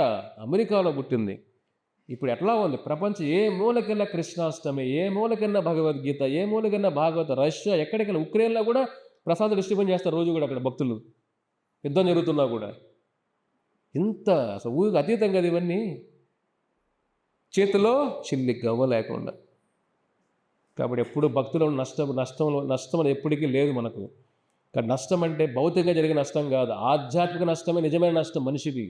డబ్బులు పోతే మళ్ళీ వస్తాయి, రాకపోయినా పర్లేదు. మానవ జీవితం పోతే గ్యారంటీ ఉందా మీకు? యమధర్మరాజు ఇస్తారా 10 కోట్లు? బెంగళూరులో ఒక ల్యాండ్ రాజస్థాన్ యమధర్మరాజ్, నన్ను వదిలేవా ప్లీజ్? హిందూపూర్ 5 acres ఉంది సుగూరులో, అది రాసిచ్చేస్తాను నీకు, నన్ను వదిలేవా ప్లీజ్? వదిలేస్తాడు యమధర్మరాజు వాళ్ళు? చెప్పండి. ల్యాండ్ డీల్స్ పెట్టుకు వదిలేస్తాడా? ఇది ఇంత వదిలితే అయిపోయింది, ఇంక చాప్టర్ క్లోజ్. ఇది ఎనీ టైం చాప్టర్ ఇది క్లోజ్ అయిపోతుంది. ఇక్కడ లెక్కలుగా తెలియదు మనకి, ఎప్పుడు క్లోజ్ తెలియదు. అదే లోపలే జీవితం తెలుసుకోండి. కాబట్టి ఆధ్యాత్మిక జీవితం లేదు గుడ్డిగా వెళ్ళిపోవడం కాదు, గుడ్డిగా పూజలు వ్రతాలు చేయడం కాదు. ప్రాబ్లమ్స్ తెలుసుకోండి ఫస్ట్, జీవిత విలువలు తెలుసుకోండి, భగవద్గీత తెలుసుకోండి, ఆచారాల గురించి తెలుసుకోండి, వాళ్ళ జీవిత త్యాగాల గురించి తెలుసుకోండి, ఎన్ని కష్టాలు పడ్డారో తెలుసుకోండి మన కోసం. మన ఇంట్లో అమ్మ నాన్నకు కష్టపడితేనే మనం వాళ్ళ కోసం ఎన్నో ఇల్లు కట్టేస్తాం, ఎన్నో వాళ్ళకి చేస్తాం. నా అమ్మ ఎంత కష్టపడి, మా నాన్న ఎంత కష్టపడ్డారు అంటాం. మన కోసం సమాజం ఎంత కష్టపడి ఆచారాల కోసం మనం ఏం చేస్తున్నాం చెప్పండి? వాళ్ళ పేర్లే తెలియవు మనకు. ఇది మన దురదృష్టం. కాబట్టి ఈ సత్సంగాలు ఎందుకంటే ఏదో జీవితం తెలుసుకోవాలి, జీవన విధానం తెలుసుకోవాలి, గొప్ప గొప్ప ఋషులు, ఆచార్యులు వాళ్ళ జీవితంలో ఇలా త్యాగాలు తెలుసుకోవాలి మనం. అప్పుడే జీవితంలో ముందుకు వెళ్తాం. ఇంత త్యాగం చేశారు మన కోసమని. మనమేం త్యాగం చేయాలి? టైంకి రావాలి ఈ ప్రోగ్రామ్కి. మీరు త్యాగం, ఫస్ట్ త్యాగం ఏం చేయాలి? మీరు టైంకు రండి. రెండో త్యాగం ఏం చేయాలి? ఈ హరినామం జపం చేయండి. కొద్ది సమయం, మీ సమయాన్ని త్యాగం చేయండి. ఫస్ట్ జీవితాన్ని మార్చుకోండి. కాబట్టి ప్రభుపాదుల వారు సన్యాసం తీసుకొని మన జీవితాల్లో ఆ భక్తిని నింపడానికి ఆయన జీవితాన్ని వదులుకున్నారు. అన్ని కష్టాలు పడ్డారు. కాబట్టి అలాంటి ఆచారం ఉన్నారు కాబట్టి ఇప్పుడు ప్రపంచమంతా ఈ సనాతన ధర్మ ప్రచారం జరుగుతుంది. మనం ఎప్పటికీ రుణపడి ఉంటాం. కాబట్టి ప్రభుపాదుల వారిని తలుచుకుంటూ శ్రీల ప్రభుపాదికి జై, హరే కృష్ణ మహామంత్రకి జై, భగవద్గీతకి జై.